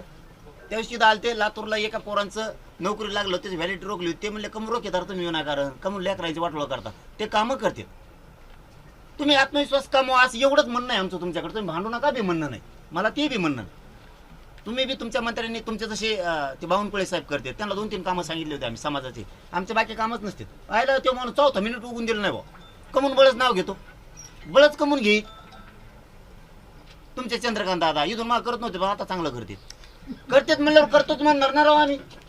इथून माग करत नव्हते, पण त्या माणसाला फोन लावला वैद्यकीय शिक्षणाचं काय जर पोराची अडचण असली तर ते म्हणतात लगेच आत्ता, उद्या नको, पुन्हा ते घोडे लावते मीडियात. म्हणजे रिअल कसं का असाना हे कामं करतात. शंभूराजे देसाई साहेब काम करतात. मी काय त्यांची स्तुती तुमच्या पुढं गायला नाही लागलो, मी काय त्यांच्या पक्षाचा नाहीये. आपण बाप नाही होऊन देणार कोणाला, हे छाती ठोकून सांगतो. माझा समाज बापाच्या भूमिकेत, मी त्याला बापाच्याच भूमिकेत होणार आहे. त्याला कुत्र्यासारखं कोणा दारात उभा नाही करू शकत नाही. मी काय त्यांची स्तुती नाही करायला. ते माणसं येऊन कामं करतात आणि ते बिनधास्त करतात. ते विचार नाही करत. ते शिंदे साहेब प्रोटोकॉल सोडून येतात. तुम्ही प्रोटोकॉल सोडा ना. काय त्याला गरिबांनी जनतेवर बसवलं तुम्हाला रोख गादीवर, त्या मायाला घुसा लोकात कनाकन काय अडचण आहे. ते माणूस तिथं आड आला एसीला, अरे मुख्यमंत्री रे आडवा येत नसतो, प्रोटोकॉल आहे, त्यांची प्रतिष्ठा पत आहे, आला आडवा. गरिबाच्या वेदना जाणून घेतल्या. पोळ्याच्या दिवशी जिथं आले आंतरवाली गोरगरीब मराठ्यांच्या ते समस्या जाणून घेते, त्यांना अडवू नका पडू. हा ते जर लावालावी करत असते तसं जर इनपुट तुम्हाला सापड असलं ना, मीच वाजवतो त्यांना. तुम्ही इनपुट द्या, मागं पुढं बघू नका. मी सापच करतो पुरे. नाही केलं तर मनोज जारगेचा शब्द आहे. पुन्हा भेद नाही करणार. फडणवीस साहेब किंवा शिंदे साहेब, अजित दादा अजिबात नाही करणार. ते माणसं कामं करतात. तुमचे पण करतात ना काही, तुमचे पण काही करतात. त्या बावनकुळे साहेबाला 2-4 कामं सांगितले, 4था मिनिटं उगून दिले नाही. आम्हालाच फोनवर इकडे ऐकायला आलं, आत्ता फोन लाव रे, आम्ही फोन कट करायच्या आत ते बघ. काम करतात म्हणलं करणार, आम्ही कमी जळायला लागलो का मग? तुमचे शेलार साहेब बी करतात, 2-3 मागचेही केले. लोकांचे त्या पोलीस भरतीच्या अडचणी होत्या तर त्यांनी पण केले. आता विखे पाटील साहेबांनी ते 75वर आकडा नेला पोरांचा, ते पण करतात. नाही असं नाही ना, नाही केल्यावर भांडतोच सुद्धा. तसंच उदय सामंत साहेबाच्या मनात काहीच नव्हतं. मी काय त्यांची वकिली नाही करायला लावलं, मी काय प्रवक्ता नाही. मी त्यांनाही सोडित नाही, त्यांना सुद्धा घोडे लावले. चुकल्यावर मी सोडत नाही कोणाला, कारण मला माझ्या समाजापेक्षा मोठं कोण नाही. मी कोणाला मानत नाही, मानणार सुद्धा. मग समाजाचा आडवा गेला की त्याला आम्ही आमचा झटका दाखवतो. काहीच वाईट नाही केलं राव. ते लोक येतात बस. आजही त्यांचा एक माणूस येणार होता, गोगोले साहेब, त्यांचे आज येणार तो होते. माझ्याशी बोल. हा गप्पा मारतो आम्ही आणि ते लगेच काम करून घेतो. मी बसल्या बसल्या आता बीडला गेले. बसल्या बसल्या काम करून घेतो. त्या दिवशी एक फोन लावला, ते गरीब दलित बांधवांचं काम होतं त्या बिचारायचं. अरे म्हणलं ध्याना करून डायरेक्ट गरीबाचं घर बसत. ठेवा म्हणले फोन, लगेच दुसऱ्या मिनिटाला केलं त्यांनी, त्या गरीबाचं घर बसलं. मी म्हणतो तुम्ही शिंदे साहेबासारखं मन जिंकला, ते माणूस प्रोटोकॉल सोडतो. मी त्यांची वकिली करायला लागलो नाही, पुन्हा पुन्हा सांगतो. केलेलं केलं म्हणा. जसं तुम्ही हैदराबादचा JR काढला, आम्ही सांगितलं फडणवीस साहेबांनी आणि त्या विखे पाटलांनी हे काम केलं, तसं त्यांनी 58 लाख नोंदी शोधल्याच म्हणलं. मराठ्याच्या मनात ते थोडं राज्य करायला लागले, जसं आज 6 दिवसापासून तुम्ही राज्य करायला लागलात. नाही खरं सांगतोय म्हणा, मी काय माझ्या पोटात काही नाही पाकराव, मी काय राक्षस थोडाची, जे आहे ते बोलतो. लोकांना वाटायला लागलं आता मात्र हे माणूस काहीतरी कुठं ना करू शकतो बरं का, मिळू शकतं एखाद्या वेळेस, सगळं थांबलेलं पुन्हा सुरू होऊ शकतं. तसं ते माणसं त्यांनी मन जिंकलेत. आता तुम्ही किती काही म्हणले तर ते काय मनातून निघणार नाहीत. लोकांचे कामं केल्यामुळे ते प्रोटोकॉल तोडून जातील. आज कालो कुठं कारण कोण कानू बिल्डिंग काय जळली, शिंदे साहेब थेट तिथं, जसं काय डॉक्टर आहे ती.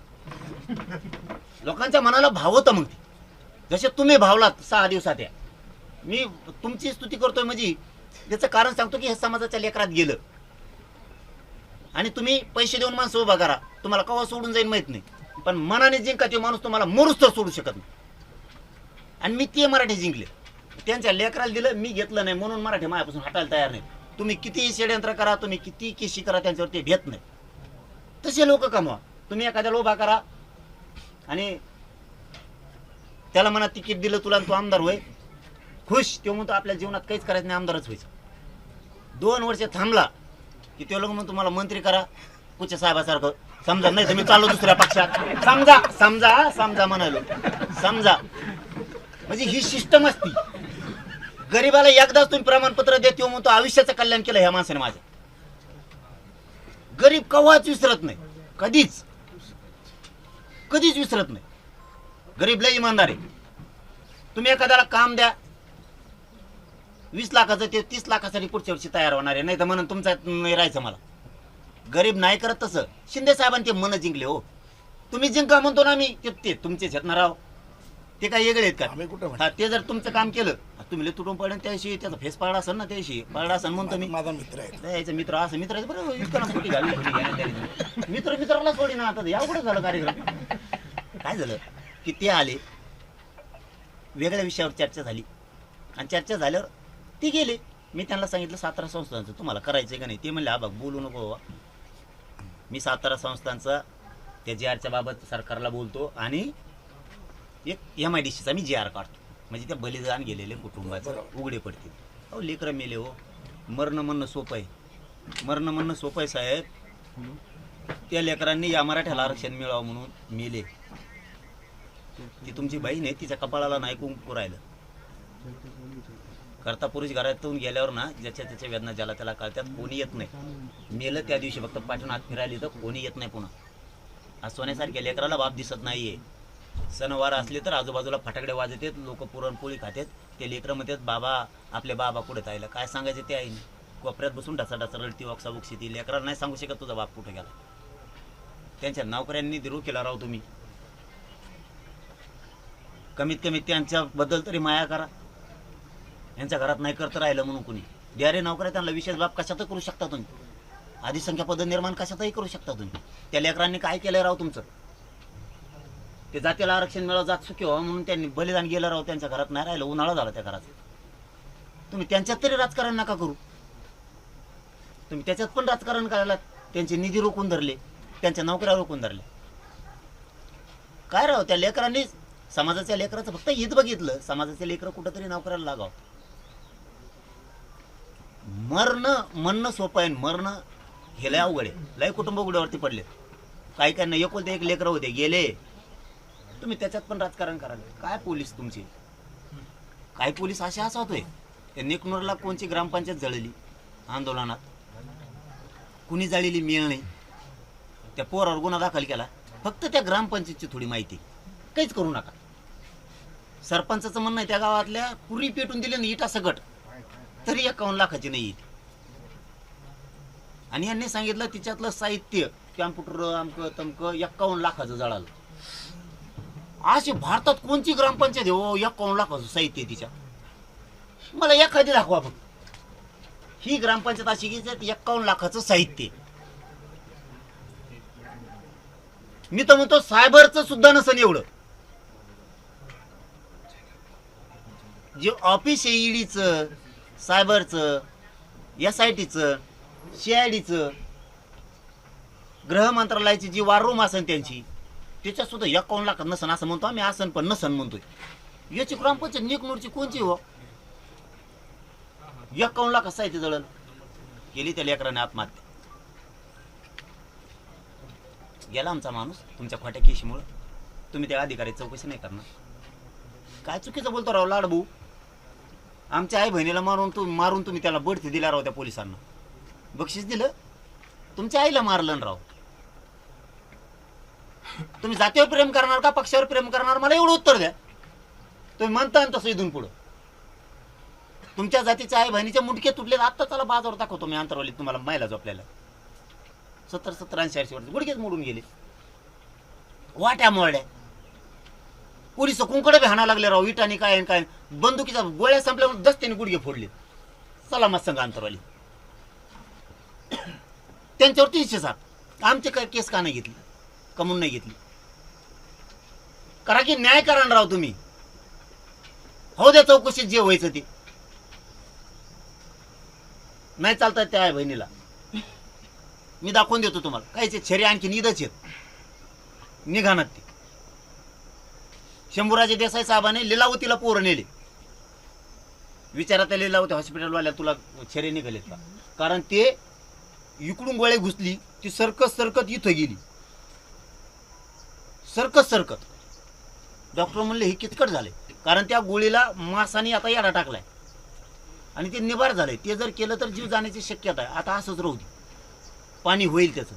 सांगा मला छर्याच्या गोळीचं पाणी होईल? देशात छर्य मारायचं परवानगी सरकारनं आहे. केंद्रीय गृह मंत्रालयाकडं, राज्याच्या गृह मंत्रालयाकडं छर्य मारायचं परवानगी आहे. त्यांना तुम्ही बढती दिली 8व्या दिवशी. तुम्ही तिथं तर मराठींचं मन जिंकायचं. आमच्या आई बहिणीवर हात चालला ना, चला हे पुरे बडतर्फ. पोलिसाची कमतरता होती. त्यांच्यापेक्षा भारी पोलीस यंत्रणा नाहीये तुमचं. भाजपमध्ये पक्षाला डॅमेज देणारच असावा. तुमच्यासारखे निबार नाही आहेत का डॅमेज बसणारेच पाहिजेत तुम्हाला? तसं डॅमेज बसवणारे पोलीस अधिकारी का सांभाळायला लागले तुम्ही? सगळ्याला बढत्या दिला टोटल. आणि 307 आमच्यावर केला. मारा आम्ही खाल्ली. कसं तुम्ही का बोलू नये आम्ही? आणि मालक तुम्हाला केलंय. मालकाला नाही बोलावं तर कुणाला बोलायचं? काय हे चुकीचं केलंय? काय केलं त्या लेकरांनी? इतकं मारलं त्यांना. पुरे बडथ्यावर येतात टोटल. तुम्ही तुमच्यात काय असेल तर ठीक आहे. पण समाजाच्या विरोधात केलेल्या लोकांना तुम्ही कमून संभलित आहे? 17 संस्थांचं गॅझेटियरचं जी रक्कम नाही काढला. आयुक्तांना फोन केला. ते म्हणले पाटील अहवाल रेडी आहे माझ्याजवळ. कमून घ्या ना हो. कॅबिनेट अस्तित्वात नाही काय? राज्य सरकार अस्तित्वात नाहीये. आमच्या उपसमितीला राईट दिला नाही काय अहवाल स्वीकारण्याचा? ते म्हणतात माझ्याकडून नाही ना. कमून अन्याय करता राहतो. 15 माझ्या माहितीनं मला माहिती मिळाली 15 लाख नोंदी. त्याच्यात 42 लाख मराठा माझा कोकणातला आणि पश्चिम महाराष्ट्रात त्याच्यात बसतोय. कोणत्या कल्याण ज्याला घ्यायचं ते घेण्यात नाही घ्यायचे. ज्याला पाटील राहायचे ते पाटील राहा. आपण लय फुगीर जावण्याचे. पाटील म्हणलं की फुगत येत. कोणाला 150 कप चहा सांगत येत मरा. फुगीर जाऊन घेण्या देण्याचे कामान धामाचे वाटलं झालं. इकडं पुरं वावर नाही राहिले. लोकांनी नुसतं फुगायचं आणि आपण फुगायचं. लोक गेले पुढं मोठमोठ्या जागा हडपल्या, मोठमोठ्या नोकऱ्या घेतल्या, मोठमोठ्या जागेवर जाऊन बसले. आम्ही फुगीरीतच राहिलो. कारण 17 संस्थांचं सिंधुदुर्ग पर्यंत येतंय. अर्धा रायगड सुद्धा त्याच्यात बसतोय. त्यांनीच लिहिलंय, मी नाही लिहिलं. 17 संस्थांना शिवेंद्रराज साहेब जाहीरपणानं म्हणले त्या दिवशी आमचंच गॅजेट आम्हालाच माहित नव्हतं म्हणे. बरं झालं तुम्ही हे सगळं उकरून काढलं. मी त्यांना दोघाला दोषी धरणार आहे आता तुम्ही गेल्यावर. हो विखे पाटील साहेबाला बाबाराजे साहेबाला दोघाला बी तुम्ही जे रक्कम नाही काढला. दोघांच्या मागं लागलोच म्हणायचं मी आता. तुम्ही गेली कारण आमचा अधिकार आहे. बाबाराजे साहेबांवरती मी एवढा विश्वास ठेवला. मी व्यासपीठावर सांगितलं होतं तुम्ही जबाबदारी घ्यायलाच बरं का, पडू नका. ह्याला आपल्याला डेंजरला पडे मराठ्याचं. तुमचं सुखान चाललंय, तुमचं चालू द्या. नाही म्हणले आपण मस्त करूया. चांगलं झालं, काय अडचण नाही. कमवून घ्या ना. 42 लाख मराठ्यांच्या लेकराचं किती कल्याण होईल. का करणार तुम्ही? ह्यो लय मोठा विकास आहे. ह्यो लय मोठा विकास आहे. समाजाच्या लेकराचं आयुष्यात विसरत नाही. ते प्रमाणपत्र मिळालेले. करा फोन तुम्ही जिथं जिथं अडचणी आल्या. आम्ही सांगतो तुम्हाला, त्यांना सांगतो ना आम्ही. अजितदादांच्या मंत्र्यांना, शिंदे साहेबाच्या मंत्र्यांना ते ऐकतात म्हणून सांगतो. ते न ऐकलं तर आम्ही बी लय ठराविक मराठीत त्यांच्यापेक्षा. ते करतायत म्हणून करतात म्हणावं लागत. आणि ते मनात बसलेत लोकांच्या की हे कामं करतात. तुम्ही बसा, काय भांडण आहे आमचं तुम संग तेच आहे. तुम्ही करा. तुम्ही करत नाही, तुम्ही गाडीत काढी घालता आमची. तुम्ही म्हणजे तुमचं सर ते तुमचे असणारे 10-5 जण. मग आम्हाला इथं राग. मग कारण राग येण्यासारखं आहे का नाही. उदाहरणार्थ गॅजेट आहे, तुमचं वावर आहे. नाही तर तुमच्या सगळ्या, आता तुम्ही आमच्यातले मोठे व्यवसायिक आहे, तुमच्या सगळ्या व्यवसायावर मी येडा हाणतो पुरीच्या. तुम्हाला देऊनच टाकतो. तसं नाही दाटून देता काय तिकडे गेलो म्हणते घाल तुपले माहिती तिकडे बरं तिकडे मी गाड वाचून घेतली म्हणते काम नाही केलं तू काय खातो रे. इथं म्हणतात दाटू मोठी. एक बोलण्याचा सत्यता भाग येते, नाही सोडू शकत कोणी. जेवते त्याच्या क्षमतेवर पुढे गेलेला असतो. जेवते त्याची कुवत असते, कर्तृत्व असतं. तसं आमचं गॅजेट आहे. तुम्ही देतच नाहीयेत. कमून नाही भांडायचं तुम्हाला. तुम्ही करतच नाहीयेत. आम्ही आता निर्णय दिला ना तुम्हाला की आमचा 7-12 आहे. कमून वावर द्या ना तुम्ही आमचा. आम्हाला कमून मारता आमचे लेकर. सातारा संस्थांचं गॅजेटियरचा GR तुम्ही काढत नाही. काय चुकीचं बोलतोय आम्ही तुम्हाला. हैदराबादचा काढला, प्रमाणपत्र द्या म्हणतो. काय चुकीचं आहे, काय चुकीचं आहे. केसेस तुम्हीच मागं घेईन म्हणले होते. विचारा विखे पाटील साहेबाला. हा तुमचं एक स्टेटमेंट माझ्या ध्यानात आलं. तुम्ही म्हणले ते विखे पाटलाला बोलतच नाही. विखे पाटलाचा फेस पाडाय सांगू आम्ही. तुम्ही एकदा विचारा हे खरं आहे का.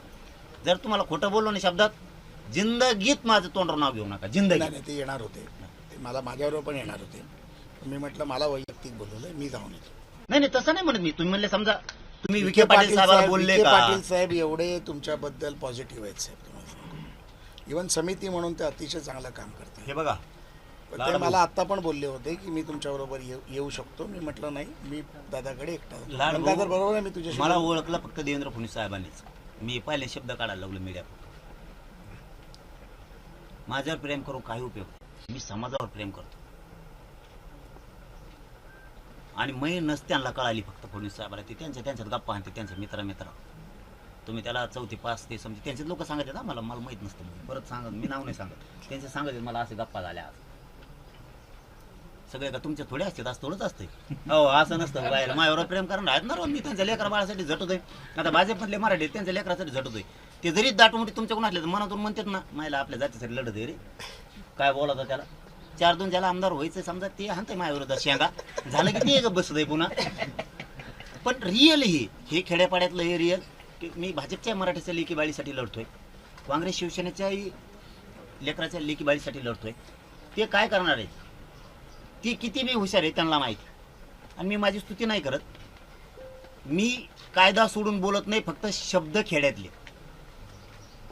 मी तुम्हाला गायकवाड कमिशन पासून मंडल कमिशन पर्यंत सांगितलंय. आम्ही सरसकट मराठी कशी आहेत हे सांगितलंय. व्यवसायावर आधारित जर बागवानाला दिले गेले, त्याचा व्यवसाय शेती आहे, बागायती करतोय म्हणून त्याला दिलंय. माळी समाज बागायती आहे म्हणून करतोय.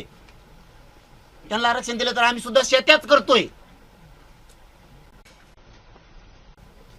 1967 जे 180 जातीला दिलं ते आधीत आम्ही आहेत. तुम्हाला गॅजेटियर नुसार जर आधार पाहिजे असेल तर 1967चा आधार घ्या. आमच्यावर जर ते 7-12 निघाला तर आम्हाला धरा. त्याच्यात कोणतं कायदा सोडून बोलतोय. तुम्ही ज्या धर्तीवरती त्यांची वंशावळ टाकली त्या धर्तीवर आमच्या टाका. आम्हाला घेणं नाही सांगते. हे तुपला आता नाही, ते तुपला पंजा नाही. आम्हाला काय माहिती येडगाणीचं होतं का नव्हतं तवा. कवा जाता इतक्या मागं सांगा. तुमच्यातलं कोणी सांगा तुमच्या पंजाचं नाव काय होतं ते आम्हाला विचारित. पंजाचं नाव काय. आता आपल्याला इथं लवकर आजच ध्यानात राहणार, पंजाचं कवा ध्यानात राहावा. त्यातलं उलट विचारित. का द्यायचं नाही, पैसे पाहिजेत का प्रत्येक प्रमाणपत्र माग. असा उद्देश आहे तुमचा. खिसे गरम करायचे काय तुमचे. उगाच रोखू नका. केसेस मागं घेऊ म्हणले. तुम्ही म्हणले डायलॉग करीत नाहीत काय नाहीत. फडणवीस साहेब केशी मागं घेईन म्हणले का नाही विचारा, सांगा मला. नाही म्हणा फक्त एकदा, होऊनच जाऊ द्या. आता पुरावा देत माणूस उभा करतो तुमच्या पुढं. फक्त त्यांनी म्हणून मी केसेस मागं घेईन नाही म्हणलो. हैदराबादचा गॅझेटियरचा GR देऊन मराठवाड्यातल्या मराठ्यांना कुणबी प्रमाणपत्र देणार नाही म्हणलो. मुद्दाम तुमच्या पुढेच काढलंय मी. आता बलिदान गेलेल्या कुटुंबाचा विषय मार्गी काढत नाही म्हणले म्हणा तुम्ही. आज मीडिया पुढे बी हे पहिल्यांदाच येत आहे. नाही म्हणले म्हणा तुम्ही. ते जर नाही म्हणले तर मी माणूस उभा करतो, त्यांचाच माणूस त्यांच्याच पुढे उभा करतो. तुम्ही म्हणले का नाही? तुम्ही म्हणलात ना की तुम्ही बोलतच नाहीत, आवडत्यालाच बोलतात, आवडतेच मंत्र्याला हे करतात. अरे तुम्ही आवडतेत पण तुम्ही चिटकिनात तुम्ही त्या कोपर खेळ्या हाणताय. तुम्ही चिटकतच नाहीयेत आणि तुमचे मंत्री सापडायला लई वेळ टाइम जातो. साहेब गडबडीत नसले तर ते साहेब गडबडीत म्हणतो. यांनी मन का जिंकले या दोन्हींच्या बी मंत्र्यांनी आणि तुमचे बी अर्ध्या मंत्र्यांनी, तुमच्या बी अर्ध्या. यांनी का जिंकले? ते बैठकीत असून कशात असू, जरंग पाटलाच फोन आहे ना, त्याचं समाजाचंच काम असेल ते घ्या. तुमच्या अर्ध्याचा पियेतच टाइम जातो. अर्धा पियच म्हणून तुम्हाला सांगा. तुला काय सांगायचं घंट्या? तुला काय कळणार आहे? आमचं काम त्यांच्याशी. हे रिअल आहे. तुमचे फुगीर झवणेले येत अर्धे असे येत. ते म्हणतात कामं करा रे गरीबाचे. होय स्तुती पण करतोय ना. ते म्हणतात कामं करा यार. तसं हे कामं पण करतात ना. फडणवीस साहेबांबरोबर बोललो, त्यांनाही सांगितलं करा म्हणून. म्हणा त्यांना नाही म्हणलो. काय साधा विषय ना. तुमच्या प्रश्नाचे उत्तर मी सगळे दिलेत. तुम्ही म्हणला समितीशी बोलत नाहीत, 8 दिवस जाऊ दिले नाही. विखे पाटलाला 2.5 घंटे सांगत होतो दवाखान्यात मी, मला भेटायला देत हवा. तुम्ही नाव कमवा, समाजाचं कल्याण करून नाव कमवा. होत हा हे होते. आता माझ्या ध्यानात आलं हे. मी तरी म्हणतो हे चेहरा बघितल्यासारखं वाटतं ध्यान त्याचा. हा बँकेचे 1,500 केस केला आपण अण्णासाहेब पाटील. हा मग आता हे माझ्या ध्यानात आले. मी बोललो का नाही त्यावेळेस तुमचं उत्तर तुम्हाला मिळालं. फक्त तुम्हाला माहित नसेल हे काय करते, एकामेकावर चढून घालते. आणि तुमचं चांगलं चाललंय तर देवा रवाज येते मित्र पक्षात. खरं सांगतो मी, ते माणसाला इमानदार आहेत. शिंदे साहेब सुद्धा इमानदार. तो माणसाजवळ गर्वच नाहीये. मी स्तुती करायला मोकळा त्यांनी काय आठवण दिली नाहीत मला कवा. मी काय गद्दार मिंदा फिंदा नाहीये. कोणाचा रुपया घेतलाय काय केला ते कामच सांगितलं की ते म्हणतच नाही बाबा मी मुख्यमंत्री येईन, मी उपमुख्यमंत्री. प्रोटोकॉल खड्ड्यात गेलं म्हणताय. तुम्ही वाघान गरीबाचे काम करून द्या आमचं गॅझेट 30 तारखेच्या आत. द्या प्रमाणपत्र पुरे. काय देते कायद्यातलं देणार. ठासून सांगा. ओबीसीवर अन्याय नाही करणार पण ठासून सांगा देणार. हे कायदे ते 7/12 सापडलाय. हे गॅझेटियर 17 संस्थांचं सापडलंय देणार. बॉम्बे गव्हर्नमेंटचं सापडलंय देणार. अंश संस्थांचं सापडलंय, पुणे संस्थांचं सापडलंय, कोल्हापूर संस्थांचं राजश्री शाहू राजांनी लिहिलेलं आहे. त्यांनी तर सगळ्याला आरक्षण दिलेलं आहे. त्यांचं गॅझेटियर मध्ये जर मराठ्यांना आरक्षण आहे, सरकार कसं काय देणार नाही? उलट कुणीच दिलं नाही. जे शब्द आहे तुमचा त्याच्यावर शिक्का मोर्तब होईल. फडणवीसांनीच दिलं आणि त्यांनी दिलं नाही म्हणूनच वरगडलेत ना ती. तुम्ही अन्याय कम करताय उगाच. आमच्या शिंदे समिती नोंदी शोधत नाही. काय शिंदे समिती रेकॉर्ड तर शोधू द्या. आमचा रेकॉर्ड तर शोधू द्या. आमची मुदत आम्हाला शोधू द्या. तर आमचा रेकॉर्ड शोधू द्या. आता म्हणले होते वैजापूरला नोंदीच नाहीत, पुनर्तपासणीत मरणाच्या नोंदी सापडल्यात. आत्ताच ते वैजापूरवाली घेऊन आले. कमून अन्याय करता राव आमच्या. रेकॉर्ड तुमचा लिहिणारे तुमचे अक्षर बदललेत म्हणतात. काय माहितीये का? अक्षर बदललेलं आहे. हे छान जरा लिहिलेलं नाही. मला वाटतं याचा रफार खाली गेला. याचा रफार आमच्याच खाली गेला होईल. अधिकारी बदलत नाही का लिहिताना? अक्षर बदलत नाही. तुमच्या माझ्या अक्षरात फरक असं. मी लिहिलेलं अक्षर वेगळं, तुम्ही आल्यावर तुम्ही लिहिलेलं वेगळं. आमचं जन्म मृत्यूवर जर नोंद असली ना, ते म्हणतात हे जमत नाही, महसुली पुरावा द्या. त्याजवळ वावरत नाही. काय दोष आहे माझ्या गरीब मराठ्याचा?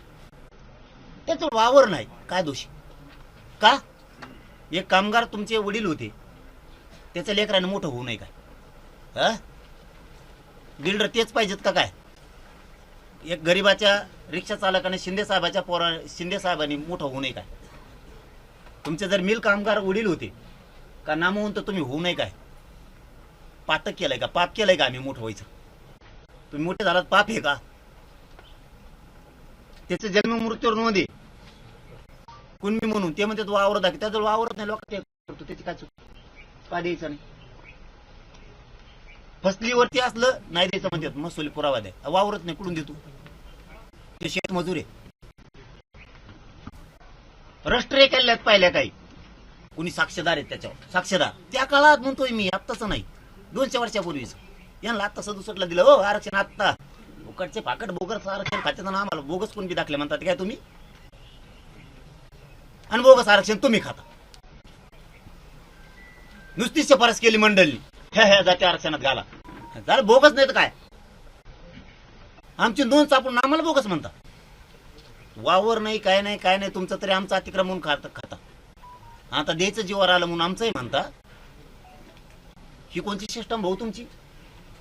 आता त्याजवळ वावर नाही, राष्ट्रीय एखाद्या साक्षीदारी कुणबी लिहिलेले त्यावेळेस पुरावा आहे ना राव तुमचा, तेव बी नाही.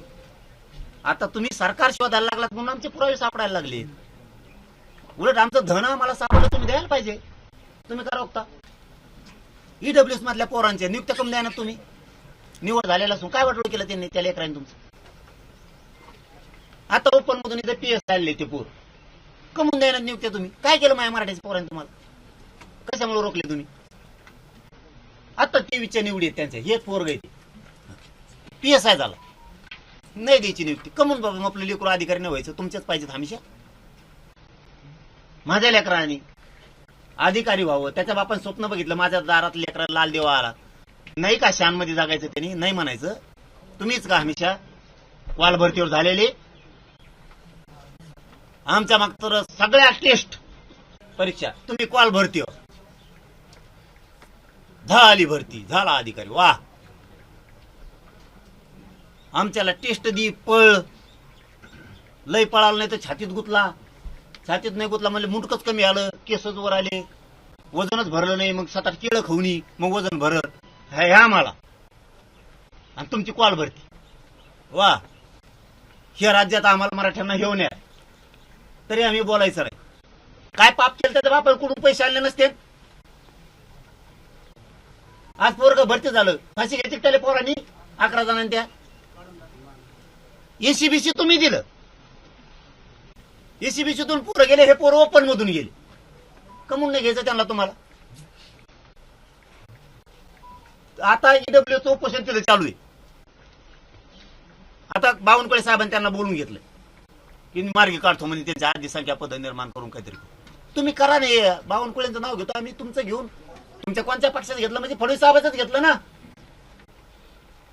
हे लघु लेखक बोलेत, टंकलेखक, यांची भाषा यांनाच कळतील. तेवढेच लोक आहेत तुमच्या सरकारजवळ, तेवढेच लोक आहेत. मृत घोषित कम केले मराठीचे म्हणून. काय राव तुम्ही परत मला म्हणता चिरता? काय काय उलट घरानं सांग करू कोणापाशी? माझ्या समाजाच्या वेदना मी मांडू कोणापाशी सांगा तुम्ही? नाही आम्हाला कोणी नाही बोलायचं का? मराठ्यांनी तोंडाला कुलप लावून बसायचं, वाटोळ करून घ्यायचं का? गेल्या आमच्या सगळ्या प्रॉपर्ट्या असं करू को गेलं आमचं भविष्य, आमचा बॅकलॉग कोण भरून काढणार?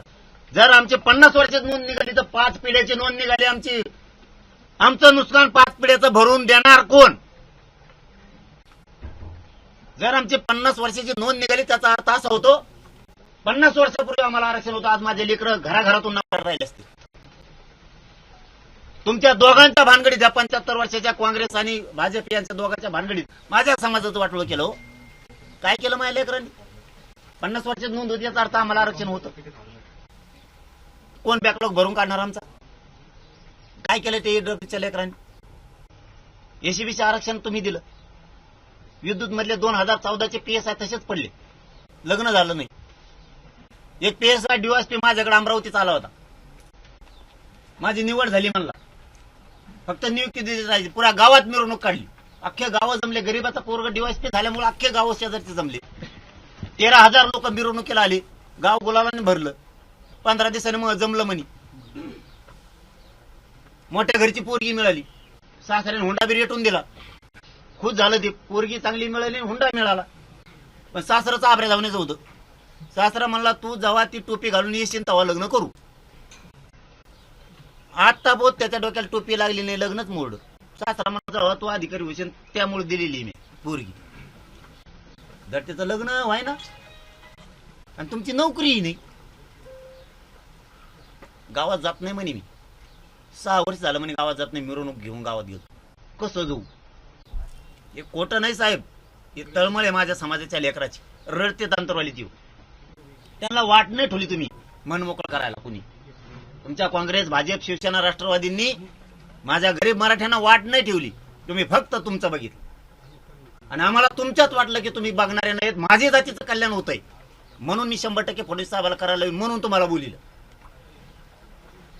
आम्हाला वाटलं ह्या माणसात काहीतरी बोलण्यात आत्मविश्वास आहे. कोण नाही आम्हाला, आमच्या वेदना कोणी ऐकून घेत नाही, कोणाला टाइम नाही. काय केलं ह्या लेकरांनी? एसीबीसीचे पोरं तसेच पडून येत, ईडब्ल्यूचं तसेच पडून येत. काय अडचण आहे तुम्हाला अधिसंख्या पद्धत निर्माण करायला? त्यांचं काय चुकी? निवड तर झाली. तो सगळ्यात परीक्षेत तुमचा उत्तीर्ण झालाय, तुम्हाला अडचणच काय भाऊ? नियमात सगळ्या अटी पूर्ण केल्यात म्हणून सारथीत 80,000 पोरं गेलेत. म्हणून बाबा शिष्यवृत्तीसाठी वाटलं करता त्याचं.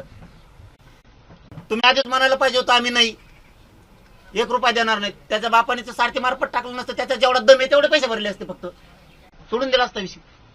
मुलीला मोठे शिक्षण केलं, कित्येक तरी शाळेत पोरींच्या फीसाठी तसंच लटकेल.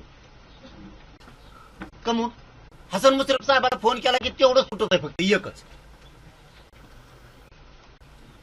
आमच्या इथं धनगर समाजाच्या बीडला सभापती आहेत पहिले, पण राजकारणात टेकन फेकन नसं लागलं तर गळून गेलेले. त्यांच्या पोरीचं एमबीबीएस ऍडमिशन पैसेच नाहीत भरायला. 20-20 लाख रुपये लागते तिथं. 80 लाख रुपये पुरं होस तर लागते 1 कोटी रुपये. कुठे आहेत? म्हणलं मुलीला मोफत शिक्षण केलं, ते माझ्याकडे आले. मुश्रीफ साहेबाला सांगितलं तेव्हा त्यांचे पैसे भरलेले माघारी दिले. कमून तुम्ही आमच्या नरडीचं घोट घेताय उगाच उगाच. दिलं ते द्या, हेच म्हणणं आहे आमचं. एक्स्ट्रा देऊ नका. नाही तर लोकांना आशा लागली, आता लोकांना आशा लागली, हे आम्ही देणार. लोक वाट बघत आहेत. नाही दिलं की ती असंतोष, ती खतखत निर्माण होती. बोलत नाही साहेब कोणी तुम्हाला. उदाहरण म्हणून सांगतो तुम्हाला. तुमचं जर एखादं 10 एकर जमीन असेल, तुमच्याबद्दल नाही, एक उदाहरण म्हणून राज्यासाठी सांगतोय. 10 एकर जर जमीन असेल ना, आणि त्याच्या आजूबाजूला जर तुम्ही 100-200 एकर जमीन घेतली, तुम्ही सगळ्या दुनियाला सांगताय ही आपली जमीन सगळी. पण तुमच्या डोक्यात हे नाहीये, तुमच्या डोक्यात हे नाहीये की त्यांनी मनाने नाही तुम्हाला दिली, मजबुरीने बी नाही दिली, तुम्ही दादागिरी नाही घेतली. किंवा असंतोष खतखत त्याच्या मनात आहे, पण तुम्ही दादा आहे, त्याचं काहीच चाला ना म्हणून तो काही बोला ना, पण खतखत आहे, याने आपली बळच घेतली. जमीन कशी द्यावा? मला अडी अडचण आहे, मला गरज आहे, माझी जमीन तुम्ही घ्या शेजारची, त्याच्यात खुशी असते. ही खतखत खूप मोठी व्हायला लागली. तुम्ही द्यायचं म्हणू नका, नाही तर एखाद्याला द्यायचं म्हणू नका. तुम्ही जर साथी दिली, योजना दिला ना, बंद नका करू. आता द्या, आता राहू द्या. समाजाची खतखत येणार नाही. वाढू नका, पण आहेत त्या बंद नका करू. ईडब्ल्यूएस दिलं, त्यातून निवडी झाल्यात ना, तेवढे पोरं घ्या. पुन्हा सांगून ठेवा त्यांना, म्हणजे ते त्यात भानगडीत पडणार नाही. तुम्ही म्हणता आम्ही घेऊ, असे कित्येक बी आहेत. स्वयंरोजगाराचा तोच विषय. हे तुमचेच लोक आहेत. तुम्ही मन जे केले तर तुमचेच होती. 28,000 लोक आहेत, ते थोडे नाहीत. समांतर आरक्षणावाले तेच आहेत, त्यांचे तसेच लटकून ठेवलेत. ते सांगली साताऱ्याचे पोरं घाल ते येडे नुसते, ते पण पोलीस तिथलेच आहेत. समांतर आरक्षणवाले ते तुम्हीच केलंय. आम्ही काय करावं? काय चुकीचं करतोय? तुम्ही आम्हाला दोष सांगा. तू मराठ्यासाठी भांडू नको, आम्हाला पक्षाकडूनच बोलायचं. नाही भांडत, मग नाही भांडत भाऊ. लाड भाऊ, मी तळतळीनं बोललो. मी एवढं तळतळीनं बोलत नाही. मी डायरेक्ट अंगावर जायची क्षमता ठेवतो. नाही वाटलं झालं समाजातल्या लेकरात. माझ्या समाजातल्या लेकरांनी काय केलं नाही राव तुमचं? तुमच्या काय नाही केलं? तुमचं ऐकून मी भावना विवश झालो. मला एक सांगा, मी भावना विवेश करायला ऐका लाड ना, भाऊ तुम्हाला बोलवलं नाही. दादा, मी एक इतकं मिनिट बोलतच ऐका. नाही कोणाला. दादा, माझं 1 मिनिट ऐका. मी तुमचा भाऊ म्हणून इथे आलो. मी तुम्हाला भाऊ म्हणून शब्द देतो. जसं तुम्हाला मंत्री, मी काय मंत्री नाही, पण माझ्या कॅपॅसिटीमध्ये ज्या ज्या वेळेला तुम्ही मला फोन कराल त्या त्या वेळेला ते काम करायचा प्रयत्न मी करीन.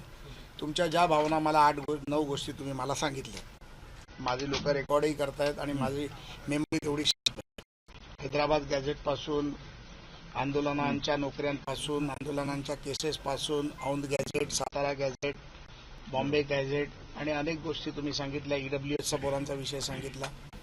या विषयावरती निश्चितपणे मी पुन्हा तुमच्याकडे येतो आणि 100% तुम्ही जे बोलता, आज मी तुम्हाला पहिल्यांदा ऐका ना दादा, मी तुम्हाला पहिल्यांदा वैयक्तिक ऐकलं आणि तुमची तळमळ पाहिली. मला एकच तुमचं सांगायचं, प्रेम माझ्या बघितलं. समाजाने तुमचं काय केलं, तुमचं माझं काय असेल, मला फासावर द्या. मी माझ्या पण तुमच्या समाजाचं समाजाचं लेकरं आहे ना नका दादा. मारू. दादा मी पण म्हणून तुमच्या तुम्हाला समाजाचं. बोलिलं, तुमचा एक शब्द अंतरावलीत घेऊन आला तुम्हाला, एक शब्द.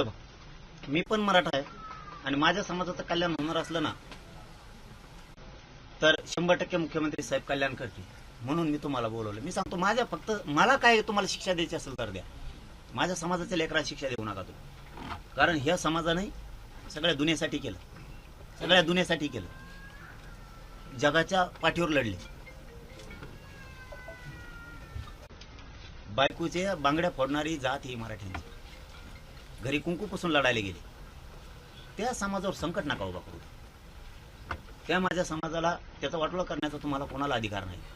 तुमचं माझं काय असेल तुम्हाला फासावर चढवा. माझ्या समाजाच्या लेकराचं वाटोळं करू नका.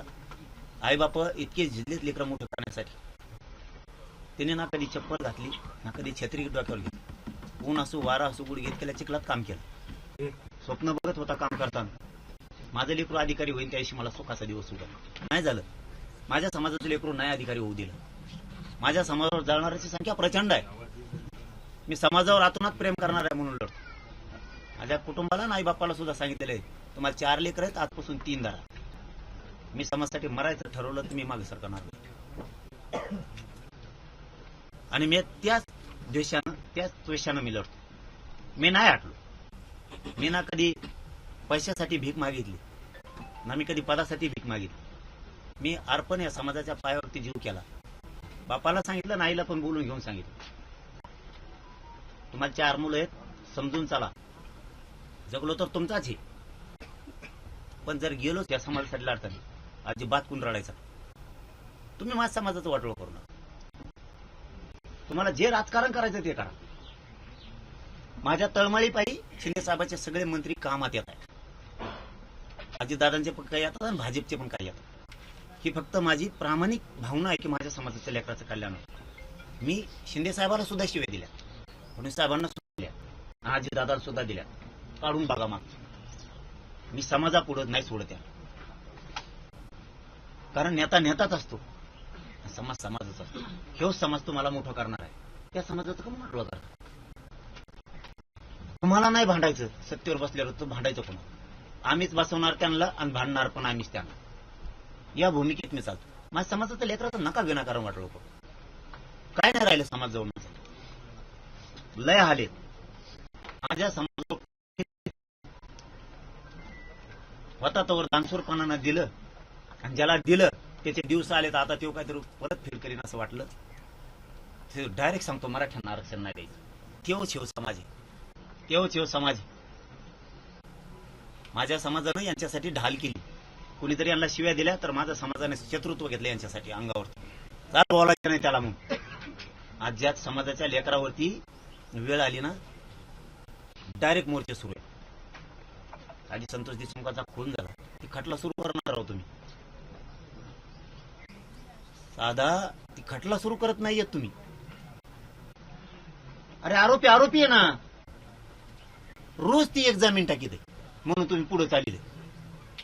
जामीनचा त्याचा जीव निकाल लागेल ते लागेल. केस सुरू करून घ्या ना तुम्ही. केस सुरू करून घ्या ना. ती त्याला पळवाटा माहिती आहे. ती अति हुशार आहेत म्हणून ते आतून खोड करतायत काही काहीतरी प्रत्येक वेळेस. ते काय म्हणणं आहे, तुम्ही मागितलं काय, आमची माहिती मिळाली, आम्ही त्या खुनात आहेत, याचे काय पुरावे पेनड्राईव्ह मध्ये दिले न्यायाधीशांनी. पेनड्राईव्ह मधले आणि लॅपटॉप मधले एकच आहेत का हे सांगा. गेली तारीख पुढं. काय आरोपी, काय केस चालवायले सरकार. लॅपटॉप मध्ये तेच पेनड्राईव्ह मध्ये टाकून दिलं तुला. न्यायाधीशांना उत्तर. उलट प्रश्न, पेनड्राईव्ह मध्ये दिलेले जे व्यक्ती लॅपटॉप मध्ये आहेत का, मग कुठून दिलेत त्यांनी. गेली तारीख पुढे. हे प्युअर क्रिमिनल माइंडचे. यांना कसे खुन करायचे, अपहरण करायचे, कसे खंडण्या गोळा करायच्या हे पूर्ण अभ्यास करून त्या तत्वातून चालत होतो.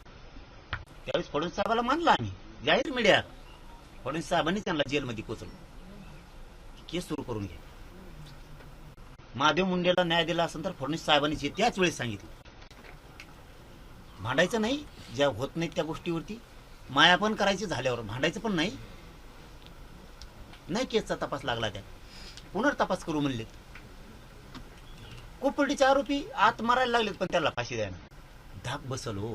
चीड तुमच्याविषयी कशात निर्माण व्हायला लागली त्याचा ताबडतोब बंदोबस्त करा ना. हे म्हणणं आहे आमचं. तुम्ही करत नाही म्हणून आम्ही धडाधडा बोलायला लागलो. कशाला 2-2 वर्षाचे पोरीवरती बलात्कार होईल. मालेगावला झाला, पुण्यात झाला. टाका गोळ्या घालून त्याला नाही देऊन टाका फाशी. तुम्ही ते लई सुख येतात त्यांना ते पुन्हा फिरायला येतं. छत्रपतींवरती बोलतेत तुम्ही, त्यांना शिक्षा करत नाहीत, वच बोलत आहेत. तो भाजपला डॅमेज बसतोय. तुमच्या नाही लक्षात येत. मला नाही माहित तुमच्या डोक्यात काय ती डॅमेज बसतो. लोकात खतखत जाते. साधा विषय, केंद्रात राज्यात सरकार तुमचं आहे. माझ्या छत्रपतीचा इतिहास निघाव नकाशा, तुम्ही म्हणू नये कुणीच नकाशा टाका. पुन्हा काय असतं, युथ वर्ग हे वेगळा आहे. याचं माइंडसेट वेगळं झालेलं आणि तुमच्या वयातल्या वर्गाचं माइंडसेट वेगळं झालं. तुम्हाला ज्याच्या त्याच्या ब्रेनचा विचार करावा लागणार. तुमच्या लेवलच्या लोकांचं ब्रेन कोणत्या पद्धतीने चालतंय, तरुण पोरांचं ब्रेन कोणत्या पद्धतीने चाललंय. तुम्ही ज्याचं ब्रेन वॉश केलंय ते तुमच्या पद्धतीने चाललाय, पण ज्याला ब्रेन वॉश करायची इच्छाच नाहीये तो असंतोष डोक्यात घेऊन बसलाय तुमच्याविषयी. कारण हे झालेले प्रकरण तुम्ही निपटारा ना. ते मी तर आता भाजपचा एखादा वकील असल्याहून खेळ झाला, आता प्रवक्ता असल्याहून. तुम्ही निपटारा आहे हे रिअल आहे. हे निपटारा लोक माया करतील ना. शेतकऱ्याला कर्जमाफी करीन म्हणले करून टाकायचं. तुम्ही जे धोपटेचा शेतकरी मरण झाले त्या परभणीला ते शक्तीपीठ महामार्ग. मी बावनकुळे साहेबाला फोन लावला, म्हणलं हे बदला बरं हे पुढं ही रोज चांगला नाही. त्या माणसाने 2 दिवसात शक्तीपीठ महामार्गच बदलून टाका. बदलेलाच म्हणतो ना मी. मग लोकांचे काय काम आहे ते निपटून टाका ना. माझ्या करा राजकारणात तुम्ही करत नाही. तुम्ही काय केलंय, त्यांचं काहीतरी ऐकायचं आणि मराठीवर चेतायचं. मराठीच वाटलो का म्हणून मग मराठ्यानं काय केलं. मराठ्याचं हैदराबाद गॅजेट आहे एक. मराठ्यांचं 58 लाख नोंदी आहेत, त्याच्यात 2-3 कोटी आरक्षणाचं. तुम्ही 58 लाखाचे ताबडतोब प्रमाणपत्र द्यायचे आदेश काढा उद्या सकाळी. 58 लाखातलं मला एक बे प्रमाणपत्र राहिलेलं पाहिजे नाही. काढा उद्या सकाळी आदेश. नाही करत आंदोलन. तुम्ही म्हणले ना आंदोलन थांबवायला आलोय मी. 58 उद्या सकाळी आदेश काढा. एकाही अधिकाऱ्यानं 58 लाख नोंदी सरकारनं शोधल्या त्याचं प्रमाणपत्र राहता कामा नाही. देऊन टाका पुरे. ज्याला नोंद माहित नाही त्याला घरी जाऊन सांगा. तलाठी आई किंवा ते ग्रामसेवक त्याला मग तुमची नोंद निघाली. काढी नाहीत नका काढी ना. कोणता पाटील राहील त्याला राहू द्या. द्या सांगून उद्या आदेश काढा. हैदराबाद गॅजेटचे प्रमाणपत्र वाटप करा. द्या सांगू. नाही करीत आंदोलन. 17 संस्थांचा उद्या सकाळी JR काढा. कॅबिनेट बोलावा उद्या. घ्या काढू. घ्या काढू. केस तर माझ्या हाताचा विषय म्हणले थोडेसे. केस काय विषय नाही यावा. ते आम्ही करून घेतो. सारथीचे सगळे ते पैसे राहिले ते घेऊन टाका. राहिलंच काय. चला मराठा खुश. बरं आता गॅजेट मान्य आहे सरकारला. सरकारी दस्तऐवज. मग JR काढायला अडचण काय. सरकारी दस्तऐवज सरकारी काढायला काय अडचण. तुम्ही भाजपचे नेते आहेत मान्य करायला काय हरकत आहे. गेले लोक पुढं कैले खौड जाऊन येत. मोठा नेता जरी झाला एखादा तरी ते म्हणतात नाही ते काय माझ्या पुढे चिल्लर. अरे गेला पुढं तो आहे तो कव्हर म्हणतो. कारण ते खोडीचे असतात काही. एखादा पुढं बी गेला त्याच्या हाताने असतं का. आता त्याच्या हाताने का मी म्हणजे तू संपला ना येडगांडीची आहे. ते गेला पुढं तो आहे. तसं हे तुम्हाला मान्य आहे ना. मान्य करा भाजपचा नेता आहे. तुम्हाला गॅजेट सरकारी दस्तावेज मान्य आहे ना. काढा ना JR. काय भेद संबंध आहे कोणाला. बलिदान गेलेल्या कुटुंबाला नोकऱ्या द्यायच्यात MIDC आणि वितरणमध्ये. JR काढायला किती वेळ लागतो राव. आणि केलंच मोठं म्हणतो मी, तर विशेष बाब करून टाका नाही का सतत घेऊन. कशाला एक एक एक एक दम्मानी आहेत तेवढे लेकरं गमावलेत समाजाच्या हितासाठी. काढा उद्या तुम्हाला 28 तारीख फायनल. 28 तारखेचा आत करून द्या. 28 तारखेला करून द्या. पहिल्या जर शब्दाचे पुढे गेलो तर पहिले शब्द वापरायला बेत फरक आपला. काय करायचं मला द्वेषण फीस करून, मला नाही करायचं स्टंट राजकारण फाजकारण. दिलेलं दिलंच म्हणणार. हैदराबाद गॅजेट फडणवीस साहेबांनी विखे पाटलांनी काढलं, मी त्या उपसमितीला दोष देणार आहे. हो त्यांनी काढलं आणि त्याला पुढं ते कडील न्यायचंय. मराठीची फसवणूक नाही करायची. विखे पाटलांनी आणि आमच्या शिवेंद्रराज साहेबांनी त्यांनी ते कडीलाच न्यायचं. काढलं आणि काढलंच म्हणणार. तुम्ही हे दिलेलं फडणवीस साहेबांनीच दिलं म्हणणार. श्रेयस देणार काय आम्हाला करायचं श्रेय घेऊन देणारेच म्हणणारे लोक आहेत आम्ही. नाही बदलणार. आणि गोड गोड तर अजिबात बोलता येत नाही मला. मी तुम्हाला खरं सांगतो, गोड तर अजिबात बोलता येत नाही. दाटुमडी गोड बोलायचं नंतर कचका दाखवायचा. आपल्या बाप जाबे आपल्या शिकविलं नाही. कारण आम्ही खेड्यात वाढलो, शेतात वाढलो, गरीबाच्या लेकर आहेत. आम्हाला दोन तोंडांनी बोलताय. जितकं बोलायचं तितकं क्लिअर. तुमचे शत्रुत्व करायचं क्लिअरच करायचं. अंधारातून बोलायचं आणि उजेडात मीडियात बोलायचं होणार नाही. तुम्हाला अंतरवालीला कोण या म्हणायला फोन करत असलं, आम्ही करत नाही. दुसऱ्या मंत्र्याला पण नाही. मीडियातून या पहिला म्हणू शकतो तुम्ही की आम्ही या म्हणलो. खरंच सांगतो मी, खोटं नाही बोलतो. तळमळ वाटली फक्त ते एका वाक्यात. काय ह्या माणसाला मला आत्मीयता दिसते. आणि आमच्या पोटात एक आणि गोडगोड बोलत नाही का. आणि मी मराठीत तेच संदेश गेला. चला, तुमच्या आत्मीयतेला मी तडा जायला देणार. 28 तारखेच्या आत याला अंमलबजावणी द्या. तुमच्या शब्दावरती मी खरं सांगतो कधीच थांबत नाही. अख्खा बैठका राज्यातल्या थांबलेल्या आहेत. तुम्ही 17 तारखेला बोललात, मी 18 तारखेला बैठका थांबवल्या पुऱ्या राज्यातल्या. नाही तर आमचा असा धुमाकूळ चालत असतो. मी सहज 3 कोटी जमा करू शकतो. सहज. मी म्हणजे असं गर्वात नाही बोलतो. आणि माझा समाज मला भरून पुरलेला. मला नाही काही कमी पडू द्या. मला ना गाडीची आवश्यकता आहे ना पैशाची आवश्यकता आहे ना कशी. मी फक्त म्हणलं ना भाकरी नाही, मुंबईत भाकरी आहे. मी जर म्हणलं पाणी नाही, लगेच पाणी येतं. मला काय कमी केलं माझ्या समाजात. म्हणून मी त्याच्याशी गद्दारी करून मला पैसे नको, मला पद नको. मला त्याचेच लेकरं मोठे करायचे. आणि तुम्ही करू लागा. 28च्या सगळ्या मागण्या त्याची अंमलबजावणी द्या. साताऱ्याचं हैदराबादचं तर झालेलंच आहे. फक्त त्याचे प्रमाणपत्र वाटप सुरू करायचे. स्थानिक चौकशीचा अहवाल आहे तुमचा, त्याप्रमाणे सुरू करा. स्थानिक चौकशी जो अहवाल काढलाय तुम्ही त्याप्रमाणे सुरू करा वाटप. झाला ते विषय तर क्लिअर झालेला आहे. म्हणजे अंमलबजावणी झाली म्हणजे ते विषय क्लिअर झालेला आहे. 17 संस्थांचा JR काढायचा. 58 लाख नोंदी तुम्ही शोधलेले आहेत. फक्त त्याचे प्रमाणपत्र द्यायचे. केसीची प्रक्रिया सुरू करा. आणि फॉलोअप घ्यावा लागतो असं तुम्ही म्हणला. मी लोक देणार नाही. आमचे लोक तुम्ही. मी लोक नाही देणार. लोक फिकर नाही देणार. तिकडे गेले तुम्ही भजे खाऊ घालतात ते फुटत आहे तिकडे. 4-5 पाठीले होते. असे लोक मला नाव ठेवते अभ्यास पाठीले पाहिजे. आमचे म्हणलं जा बाबा अभ्यास. तुमच्या तिथं 3 प्रकारचे गुलाबजामुन, पांढरा, पिवळा, काळा. त्यांना पांढरे खाऊ घातले. ते माघारीत नाही आले. आणखी 2 वर्ष झाली तिकडेच. तुम्ही लय गोड गोड बोलतात. लय चाबऱ्या लोक बसत तिथं त्यांच्या भोवती अवती रेटून त्या करांच्या का ते 2-4 चमचे दिलेले ते असे बुडून खातेत. आणि मग ते त्याला जरा चव चांगली लागत असेल ते दल्ली झाला म्हणतात. म्हणजे भाऊ तू आपला ते कशा लेणं करायचं की फुटलं गेलं. आम्ही बोललो तिकडे टाळ्यावाजी. त्यामुळे पाठवणार कोणाला नाही. या मागण्याच्या 28 पर्यंत तुम्हीच अंमलबजावणी करा. तुम्हीच माणूस समाजाचा माणूसच तुम्ही समाजाचं, तुमच्या समाजाचं कल्याण होणार आहे असा शब्द वापरलाय. करा तुमच्या समाजाचं कल्याण. सांगितलेल्या मागण्यावर त्यांना मला गॅजेटचे प्रमाणपत्र सुरू करा. 58 लाख नोंदी सापडल्या आहेत. सांगा त्या घरी नेऊन ती यादी द्या. पुढे म्हणा 58 लाख नोंदीची. तुम्हाला नसेल देत आमच्याकडे द्या. आम्ही घरोघरी जाऊन सांगतो तू नोंद निघाली काढतो प्रमाणपत्र. अर्ज करते कसे हो तुम्ही की अर्जच करीनात लोक. अर्ज करते त्याला माहितच नाही ते नोंद निघाली. आणि त्याला कुठं वाचत येते. मोडी अभ्यासक आम्ही सरकारला दिले. त्या काळात त्यांचे पगारच नाही दिले. मग ते कुठं करायला लागले काम. आयंजण औंजण हे उर्दूचे शब्द हे शेतकरी कुणबी आहेत. त्यांना देऊन टाका. तुम्ही दुसऱ्याला द्या म्हणतच नाहीत ना. आम्ही ज्याची नोंद निघाली त्याला द्या. तुम्ही सांगा 17 संस्थांचा JR काढून टाका उद्या सकाळी. कशाला टाइम नाही घालायचा म्हणा. 17 संस्था JR उद्याच काढायचा. काढा. तुम्ही नुसतं धिंगाणा बघा राज्यात. तुम्हाला जर मारले 2 महिने घरी जाऊन दिलं मग नाव बदलून इकडं या गावातून नेलं त्या गावात सप्ताह केल्यावर बाबा मिरी लावली. ते सप्ताह झालं कीर्तन की ते कीर्तन लगेच सोपरी तुम्हाला. तुम्ही टेन्शनच घेऊ नका.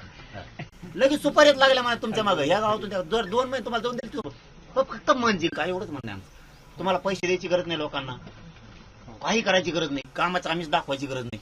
तुम्ही फक्त हे त्यांचं मन जिंकून त्यांना हे 2-4 गोष्टी द्या. तुम्हाला मराठी मुंबईला जाऊ देत नाही. त्याच्यापेक्षा आनंद दुसरा मोठा कोणताच नाही जीवन.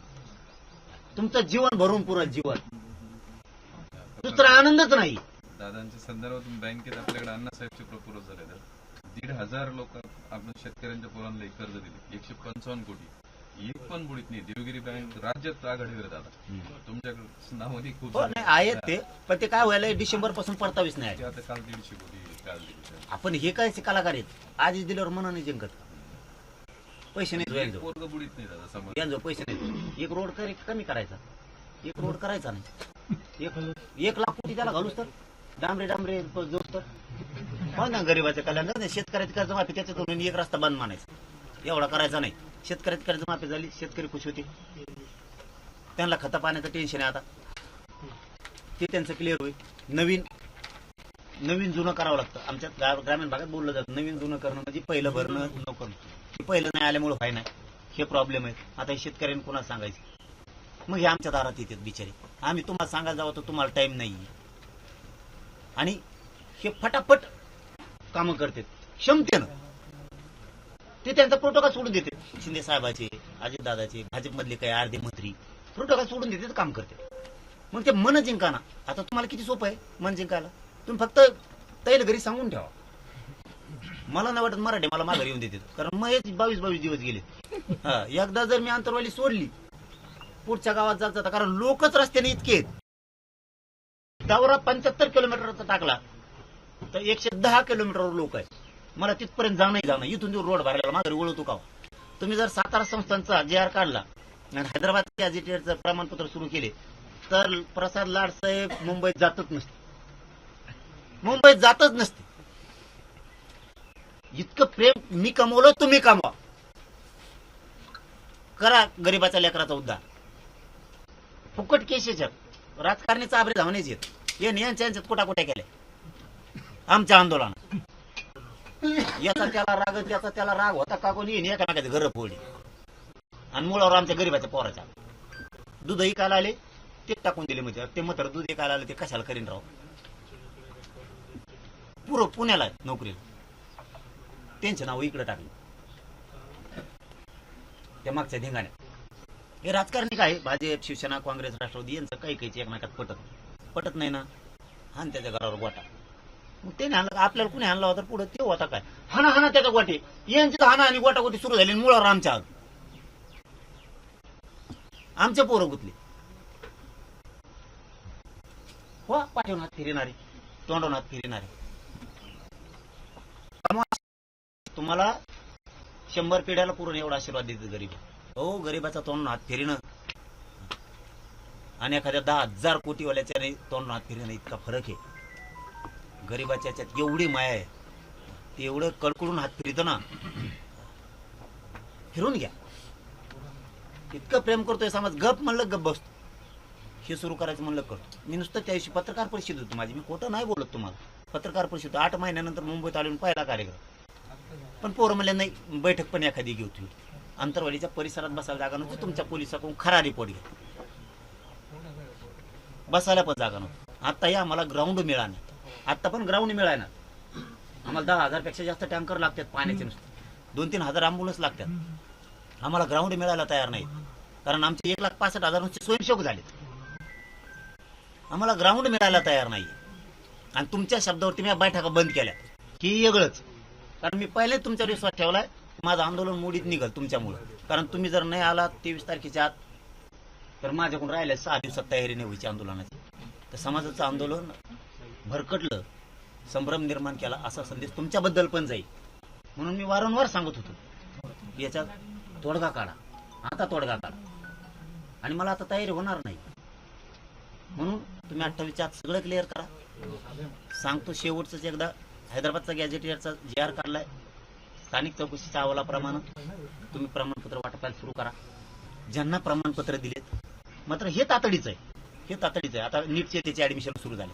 माझ्या लेकरा बाळाचं वाटोळून गरीबाचे घरी टेकुणाचे रोखू नका.